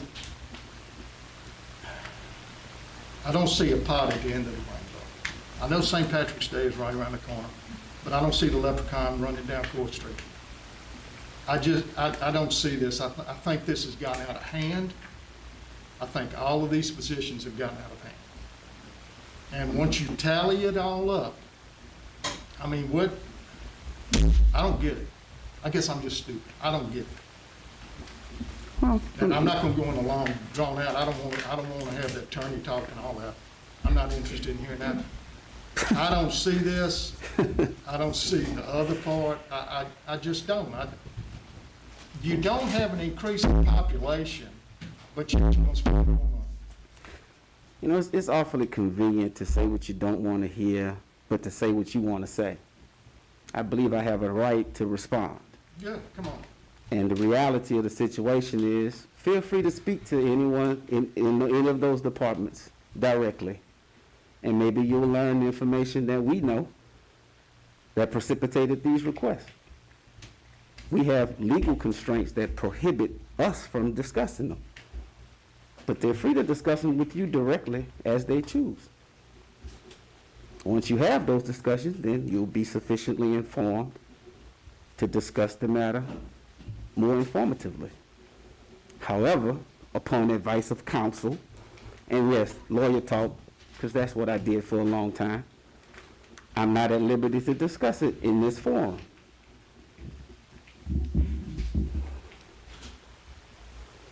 I'll just think y'all already know what my opinion is gonna be. We don't have any more streets in this city than we had 10 years ago. Population is about the same, so how has the workload gotten so difficult where, we have guys, our crews have handled our roads, drainage, gas, water, sewer for the last 50 years. Port Allen's pretty much been status quo for the last 50 years. Population fluctuating around 5,000. Nothing's really changed. I don't understand why we need. Well, let me just say this. This is the extent of what I can say. Water and gas is currently staffed with 5 individuals. 3 of the 5 have a combined 89 plus years of service. The other 2, less than 10. So if you read between the lines, perhaps you'll recognize what I'm saying. But the fact of the matter is that no, yes, we have the same infrastructure, but we also have had the same staff for 25, 30 years. I don't think they're going to work forever. Perhaps they intend to. But, trust me, I don't want to lose senior level employees, especially within a short, condensed time frame. But I do believe we have an obligation to make sure that we have people prepared to continue the services that the constituents have come to expect. These are situations that were inherited. They're not new. Public employees at every level oftentimes have extended careers in the same positions until they don't. And then someone else steps in. The unfortunate reality is that the institutional knowledge that we've all been discussing for the last month often leaves with those individuals. Now, we have taken some steps. As you know, within the last few months, we approved purchasing of Trimble GPS collector equipment to mark and identify water and gas valves and lines and sewer connections and manhole locations, depths, material construction, and the like. A lot of that information is coming from objective observances in the field. You can open a manhole cover and see what it's made out of. You can put a tape measure in it and check the depth. But the water and gas lines are underground. Those valves are in various locations around the city. We have begun marking them and putting them in the collector system. But that doesn't mean that those individuals that possess that actual on-the-ground knowledge will be around long enough to pass the information needed on to the next person in line. We have 5 people in water and gas, and like I said before, the 2 junior members just submitted applications for training opportunities that are on the horizon. One is going in March, the other is going in April. We're trying to get them certified to the level of the senior members of the crew, but that takes time. They cannot achieve Class 4 water certifications in under 2 to 5 years, depending on where they start. If they're starting from ground level 0, it takes almost 4 to 5 years to get to a Class 4 certification level. We have at least 2 Class 4 certification level members in the staff right now. So the objective is to train the junior members and to identify the next member so that there's as little break in service as possible. And that's based on information that has been brought to our attention. These aren't easy things to do. But the fact of the matter is, it takes us a while because of the state law structure to address these concerns. So we're trying to be proactive and bring these issues to the forefront in advance so that we can perform the 3-week advertising period. Keep in mind, that paper only publishes once a week. So we can do the 60 days that's required to get a budget amendment to fund the positions. We're not saying these things are going to be done immediately, but you have to start at some point. Otherwise, you get caught in a situation where you have to go outside and hire private contractors because there are certain requirements that have to be in place to run your own water system, gas system, and sewer treatment plant.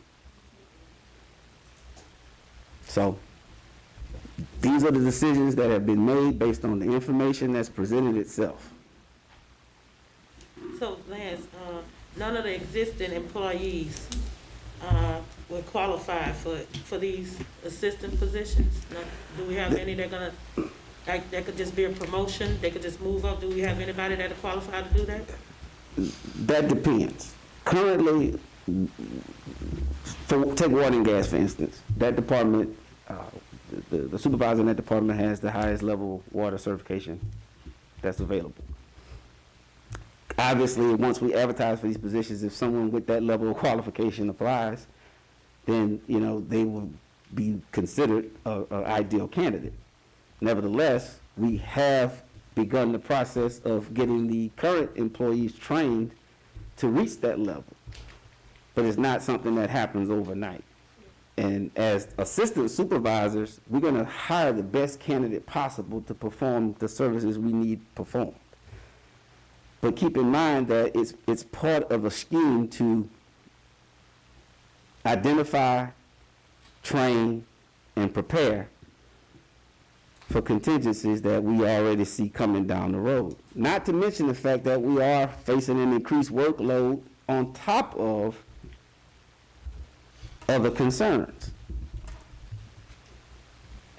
Between the property rezoned today and the property that's being developed on Court Street, I mean, we do have some potential staffing issues when it comes time to perform water line installations and gas line installations and such.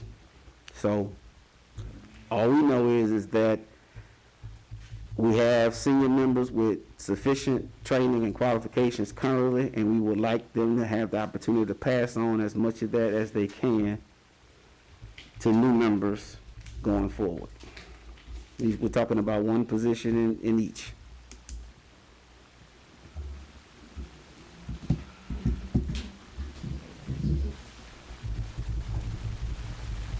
And you suggest that maybe we should have a conversation, you said have a conversation with, What I mean by that is that an individual member of our staff is free to discuss anything they want with you directly. because you can't, you're not at. But that doesn't indicate that we can discuss anything that we know or we've discussed with them without their express permission. Confidentiality. Okay. Legal concerns, or legal concerns governing competence or fitness or specifics about any given employee, that's something that we have to take special precautions for if that's going to be done as part of a public meeting. But, I mean, any debate about the merits of the position as a whole, the creation of a new position, that's perfectly fine. But just to clarify, if we're talking about, you know, the background or the, you know, what somebody is doing good or somebody's doing bad in any given position, that's the type of things that we have to stay away from in the public meeting unless we take special precautions.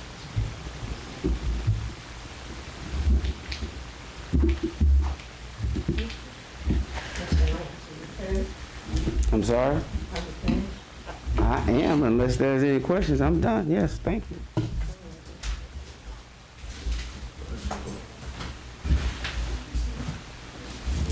My name is Teresa Rizzuto.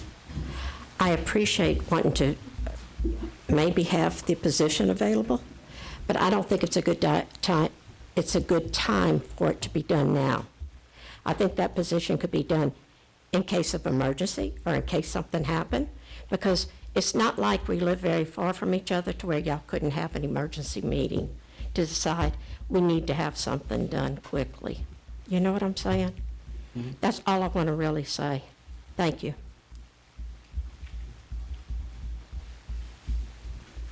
And Mr. Lance, I do appreciate you because I saw you out on the road and you were out there with them and stuff like that. I don't know if you knew what they were doing or whatever, if you were trying to find out what they were doing, but I do appreciate you being out. I think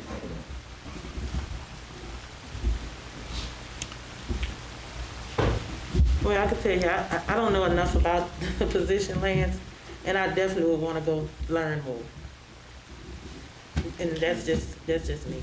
You know, I want to get a better understanding. Well, can we take this at a later time? Until everybody need more information? I don't have a problem with it. So the mayor is going to table the item? Yeah. The item is tabled.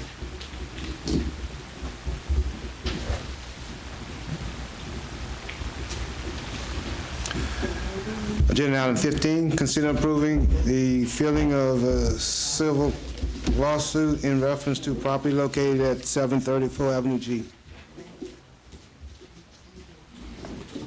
I know we've been here a long time, it's 7:30, so I don't wanna, we talked about it, we discussed it,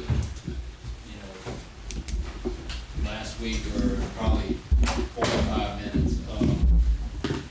I do want us to move on, and I'd suggested last week that like a two-pronged approach to file a notice of a 5-day abatement period, however, if I'm stating that right, correctly or not, and also file it as the agenda item is worded, file the civil lawsuit to the two heirs of the property, the two sons of Miss Smith. So, and I see a few people from the neighborhood, if anybody wants to speak on this. Yeah. Ms. Brewer.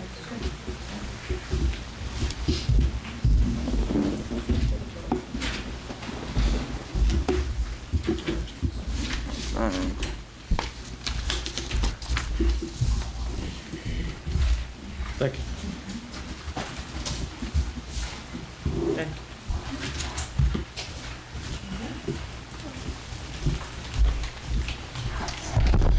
Good evening. My name is Lindsay Faru. I live at 735 Whitehead Boulevard, right next door to the house that we're discussing. The photos that you've got, the first one that it's clear, that is a Google image from quite some time ago, just for comparison how a home should look versus how it currently looks. That photo was taken this month. Unfortunately, we've already discussed this just 2 years ago, and I could use my exact same speech this time that I could last time, and that's really embarrassing. We're talking about hiring new officials at this meeting, and frankly, we just feel like we're not being heard. The same issue has come up multiple times. I don't understand how this isn't being taken care of. We're waiting until the house looks like this when it should have been addressed months ago, because we all know this is a long process, a lengthy legal process. So why are we waiting until this point where we are disgusted with how this looks? I've invested in this city. We're talking about getting new people so that we can fund these jobs that we're appointing officials to. People aren't gonna wanna move here if houses look like this. It's just so disappointing and disgusting for all of us. Ms. Dolores didn't want to speak tonight, but she's dealt with this issue for 5 years. I purchased my home in 2017, and it's been an issue since I moved in there. I don't think any of you would want this to be next door to your house. And frankly, I feel like it would be handled more seriously and maybe more passionately if it were next to your house.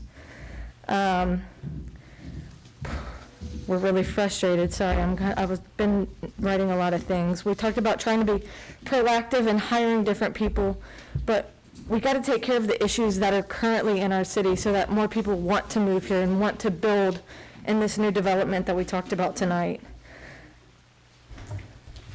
Doug? Thank you. Thank you. John Summers, 815 Avenue G. I've been living there since 2017 as well.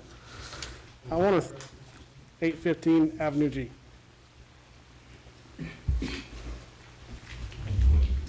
(2017).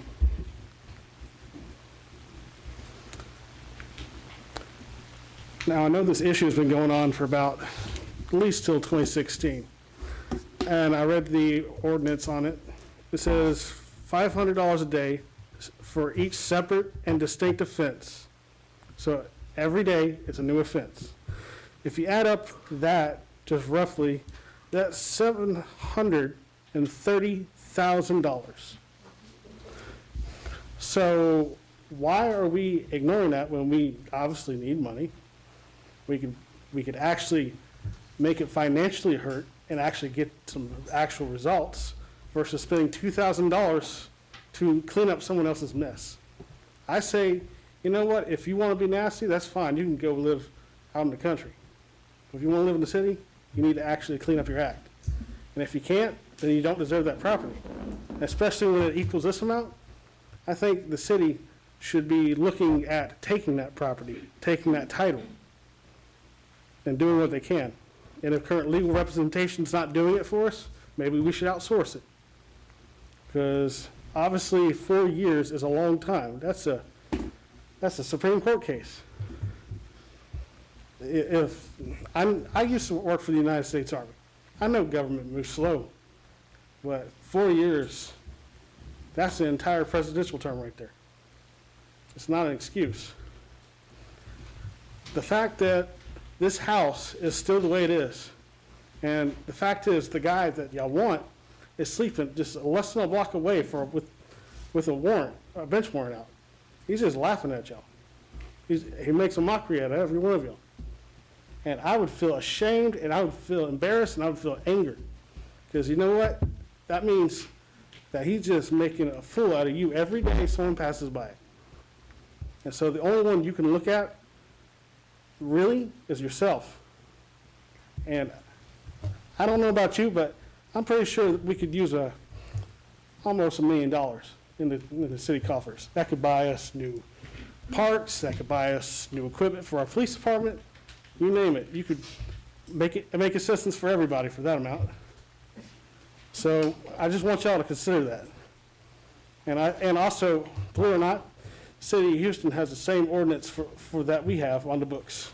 And this does not contribute to the state for automobiles and large appliances, because most of the junk is not automobiles and large appliances, except for the like 2 or 3 washing machines. Thank you. You want to go next? Yes, go ahead. My name is Dolores Abear. I live at 741 Avenue G. I also own the house on the corner of Avenue G and the boulevard at 715 Avenue G. It's a rental property. And I was here 2 years ago under the same issue, the same rhetoric, the same discussion. And I want to remind the council that 2 years ago, my rental house was vacant. It took me quite a while and a number of people to interview before I got anyone to move into the property because of the condition of the house across the street. Several people that came to me to rent my house told me, we don't want to live across the street from this. So the rest of it is history, as y'all all know. So there's nothing more for me to discuss. Y'all know how I feel, you know what's the situation, and I hope that the council can do something about it, the city can do something about it very soon, because it's getting worse, if that's possible. Thank you. Thank you.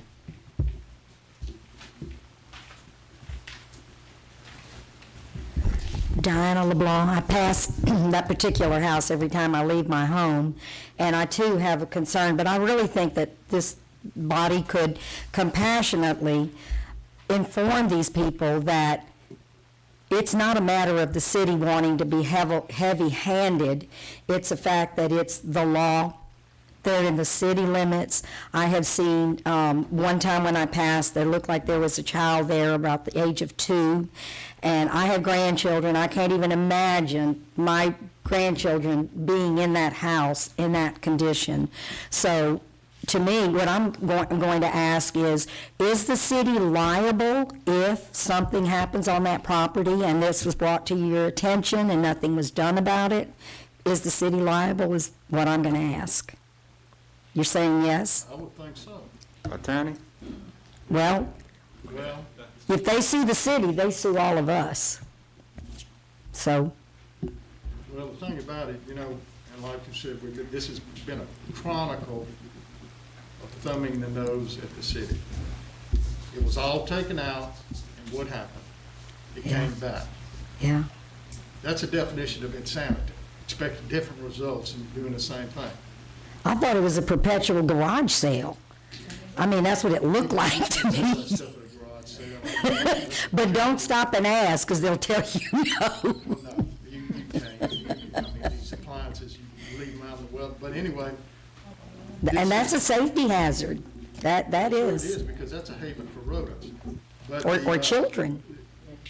And the neighbors. So, and you know, I was amazed at last time, last week, when the wife came up here and she stated that she was afraid to walk out the door of her house for fear of being arrested, but you were in City Hall. So I just found that amazing. But I'm gonna defer that to Hootie. I mean, we have been, seems like the city's concerned with these folks' rights, and I'm not Yeah. gonna beat this drum to death, I've already said it. Yeah. Well, I think y'all Violating have, an ordinance, so we're gonna be afraid that you're gonna sue. well, you may get sued either way. You may get sued if she decides to sue her, you may get sued if something happens, you get sued. But at some point, y'all are the ones that carry, you know, the responsibility of doing something about it. And it's not that y'all are heartless. I mean, we've heard all of your concerns. You've heard everyone else's concerns. It's probably time. If that were my aunt, my grandmother, and I couldn't help her, I would expect something to be done. So that's my take on it. You look at, Thank you, and Mr. St. Clair's not the only one, but she has a rental there, and she's had loss of income on her investment because of this. It's a direct reaction to this. So, seems like to me she's at a loss. And personally, I understand all y'all frustration. And I do believe that if we have laws in place, then they should be enforced. I believe that. We've kind of talked this over with the city attorney, and it's really just time to take some aggressive action, because we cannot allow the people in this community to feel like they could get away with this. I applaud you all for constantly coming. And at some point, the city, I believe we probably gonna have to suck up this loss and get this yard cleaned up and not let it get to that point. The Hootie, who's in that district, and all of the residents, we just have to continue to be on it, because they have a problem. They are hoarders. They don't know that they have a problem, but they do. And I'm just ready to take some aggressive action and move forward with this. Really, I am. Ms. Clarice, I want to add to that mental health. Since the city of Fort Allen does have the ability to take people who have mental health issues and hold them for, 72 hours, I believe? That's one thing. Also, condemn the property for human living. Child Protective Services need to be involved. Because honestly, when running a garden hose through the attic to get water, I think that's an issue. Say that again. They're running a garden hose through the attic to get water. That's how they're taking showers and doing everything. Not right now, they took it down, but that's how they were doing it for quite a while. You witnessed that, or someone told you that? I witnessed it. I seen the garden hose. I'm pretty sure these people can attest to that fact as well. Right now, there's a garden hose coming out that I've been, it's disconnected, and the rest of it goes to the storm drain. On it, Suppose we had somebody whose job it was to drive around the city and look for code. honestly, at this point, I would condemn the property, take the title, get a bulldozer, bulldoze the house, because that would be the best and quickest way to get it done. Because I sure don't think a civil lawsuit is gonna be the job, because it can take forever for that. Whatever means that we need to do to get it done quickly, that's what we need. But a civil lawsuit, it might take forever, if we go to court or wherever, But I we believe, need to do something to move faster than a civil lawsuit. But you can take that route too. You need to take all routes possible. Right, but a civil lawsuit, because y'all done wait 4 years, and you're still seeing the same stuff. honestly, it's a public health concern now too. Yeah, do that too. I say, y'all have the power to condemn a One at a building. time. My wish is to serve the 5-day abatement notice paper, where they have, I don't know when the paper will be served, early next week, hopefully. 5 days from now, then the following week. Again, we all know this isn't an ideal situation for the city after going there for the second time. But I think, filing the beginning of the civil lawsuit against the two property owners, they'll see that we're gonna hold them responsible for allowing this to happen. And, you know, once a suit is filed, to me, whether or not it goes to court or not, yes, it will take, you know, a month or so. But just to do the same thing that we did again without the civil side of it, I think we're just spinning our wheels. I think we have to try to go after the two property owners. And, I don't know what y'all did the first time for them to clean it up. Did the judge have to sign off and you ought to go do it? And, I mean, when you go to the judge, can the judge say that if it's accumulated within 10 days, they have to be evicted or whatever?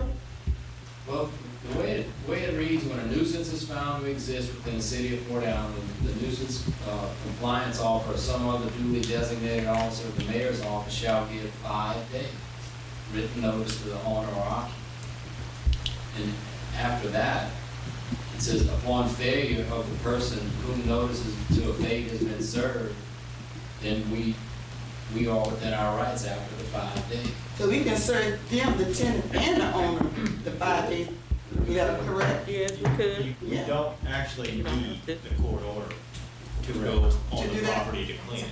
That's what we call just the, kind of the abatement action itself. It's when the city gives a notice, the city waits the required amount of time, and then the city just goes on to the property and cleans it up itself. There's no, Would it be safe for the city to go on profit again? well, the last time when we did the actual cleanup, we actually ran that one through city court. They were cited for violation of the ordinance. They were brought into city court. They were found guilty of violating the ordinance. And then as part of the sentence, the judge had ordered them to remediate the property within a certain period of time. Otherwise, the city could do it themselves. That did not happen. They didn't clean it up in the required period of time. So we went back to the judge and we got a court order from that time. Again, we didn't necessarily need a court order to go onto the property and do it, but the court order provides more protection. So Just to be clear, yeah, we do not necessarily need the court order. did the renters, did they try and even work with the company that was moving? Like, do they even agree just to put some of the stuff in the backyard, out of the eyesight?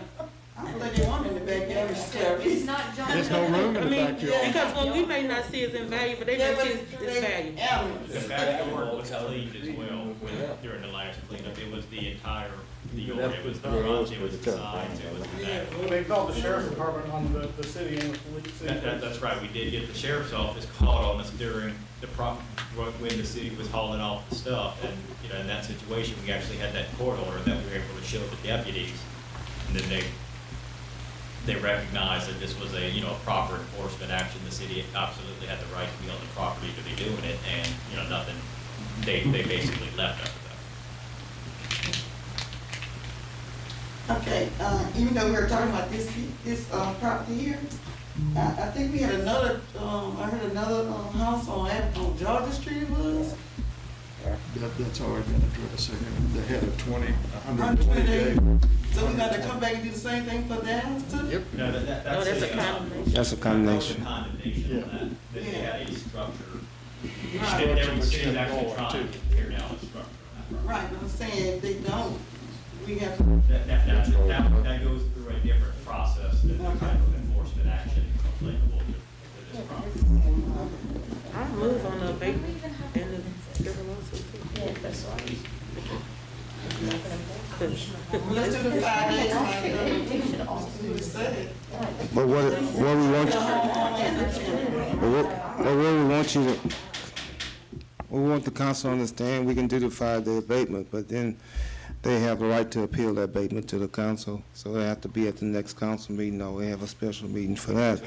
They're scheduled to go to court on the 24th of this month, and hopefully the judge will make a ruling similar to what he made before and grant us the permission to go ahead and remove whatever items need to be removed.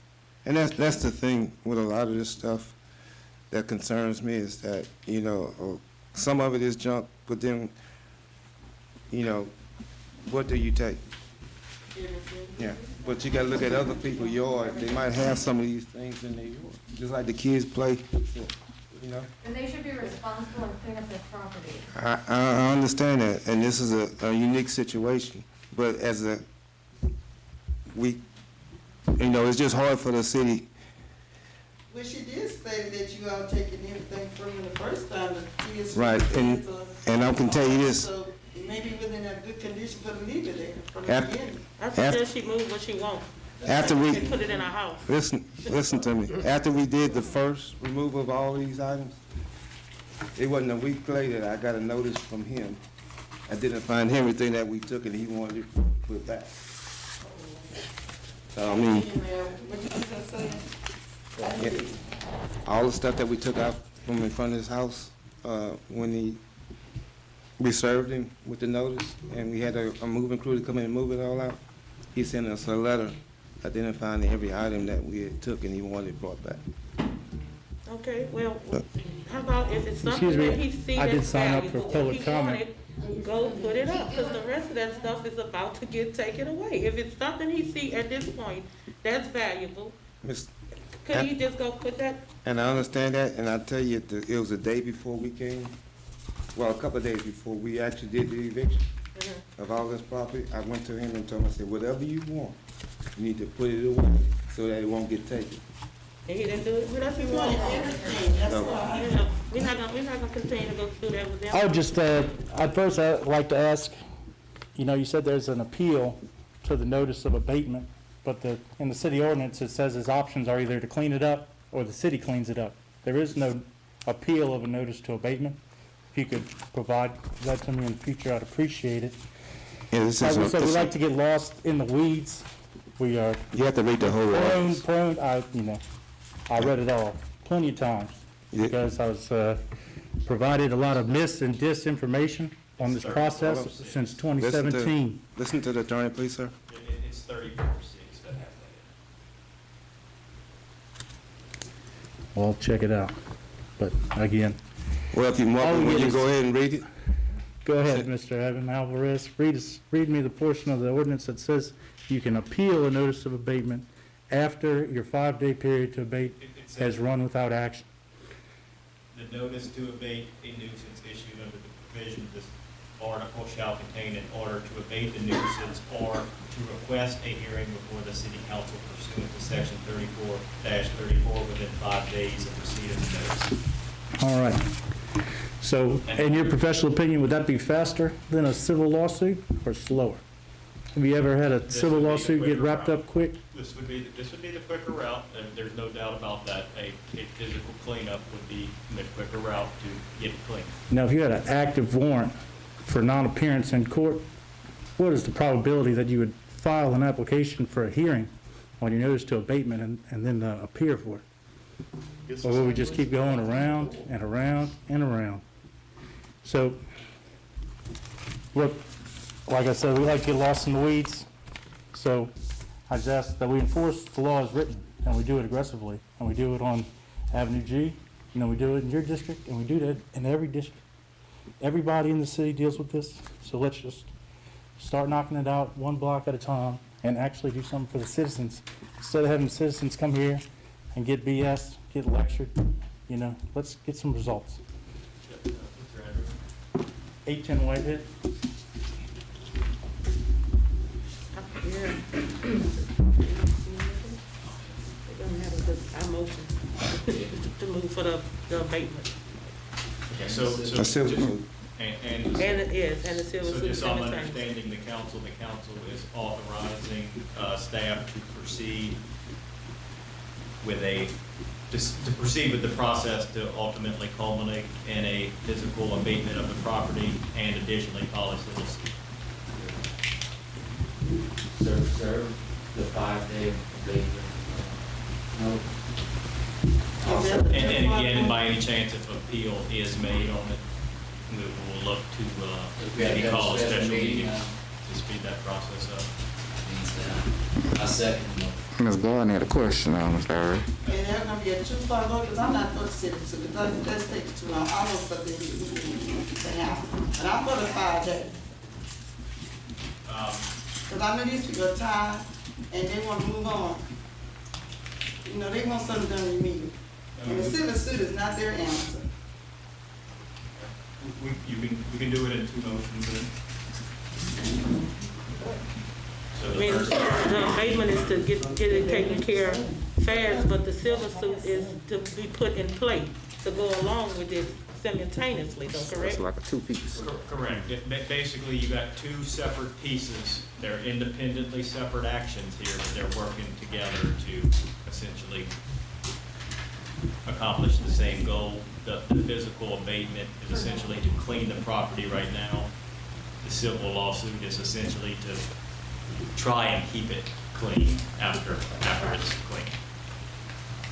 Anyway, the civil lawsuit is for what? Basically to try to keep it clean, so that there'll be some penalties if I. So, but don't they have penalty now for not keeping it clean? Well, basically court ordered penalties. You know, if the city gets an injunction prohibiting them from hauling movable items on the property, you know, it'll be to a point where if they start doing that, we can go to the court and seek sanctions or seek contempt of court. And that would have a lot more teeth in it than anything that's in the ordinance. Well, I see. Violating a judge's order is a lot different than this. Yeah, because I mean, I didn't see for like citizens just to have it just for, you know, money or whatever. But for that note, I understand for that part of it.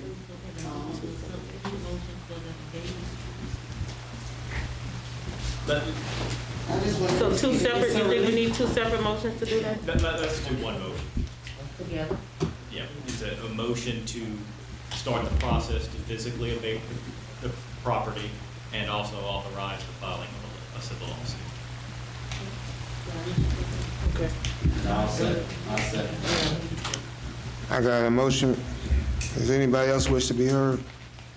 Hearing none. I got a motion by Ms. Lace, Councilwoman Lacy, and Councilman Revere. Any objections? Hearing none? Ms. Gordon? Yes. Mr. Hubble? Yes. Mr. Brown? Yes. Ms. Lacy? Yes. Mr. Revere? Yes. Motion passes. Agenda item 16, condemnation proceedings. None at this time, Mayor. Agenda item 17, alcoholic beverage permits. Agenda item 18, announcements and correspondence. I have a few. The flag retirement ceremony and gumbo cook-off hosted by the American Legion Hall, Post 160, Port Allen. It's Saturday, February the 20th at 8 a.m. until. It will be held at Mahan Fire Station in Addis. We also have the Crew of Community First Annual Walk, Run, or Ride. That's Saturday, February 13th at 1 p.m. The 5K starts at the KC Hall, Oregon and Jefferson. Fun Run Walk starts at West Baton Rouge Museum, Jefferson near Louisiana Avenue, ends at the West Baton Rouge Community Center. The Crew of Community is a diverse group of Port Allen residents wanting to help bridge the gap and bring forth togetherness in a unique way. Join your community for a day of togetherness. There are options: the 5K route, the walk and fun run route, or ride your bike on either. King cake to be given out afterwards at Jack's Place. Also, I want to bring to the council attention, PEC has delayed the Phase 9 road project. It was supposed to begin this week, and they will begin next week. And that's the Key Largo, Key Biscayne, and the West Palm subdivision, and also Avenue D between 14th and Harry Brown.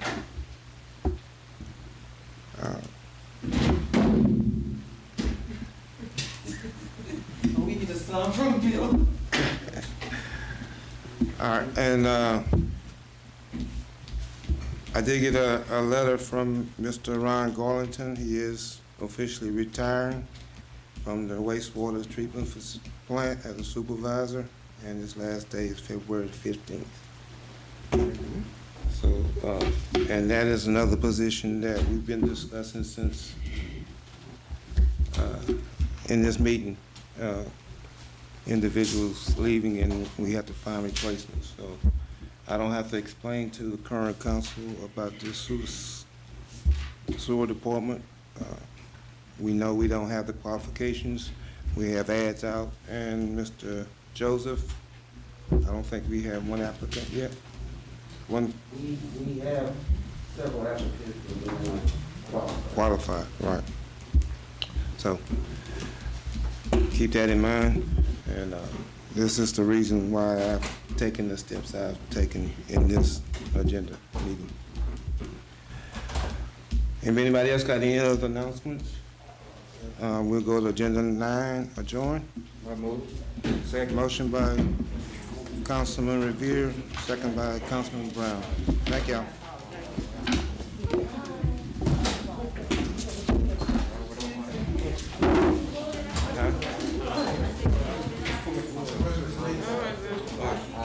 Come back to the morning. I know.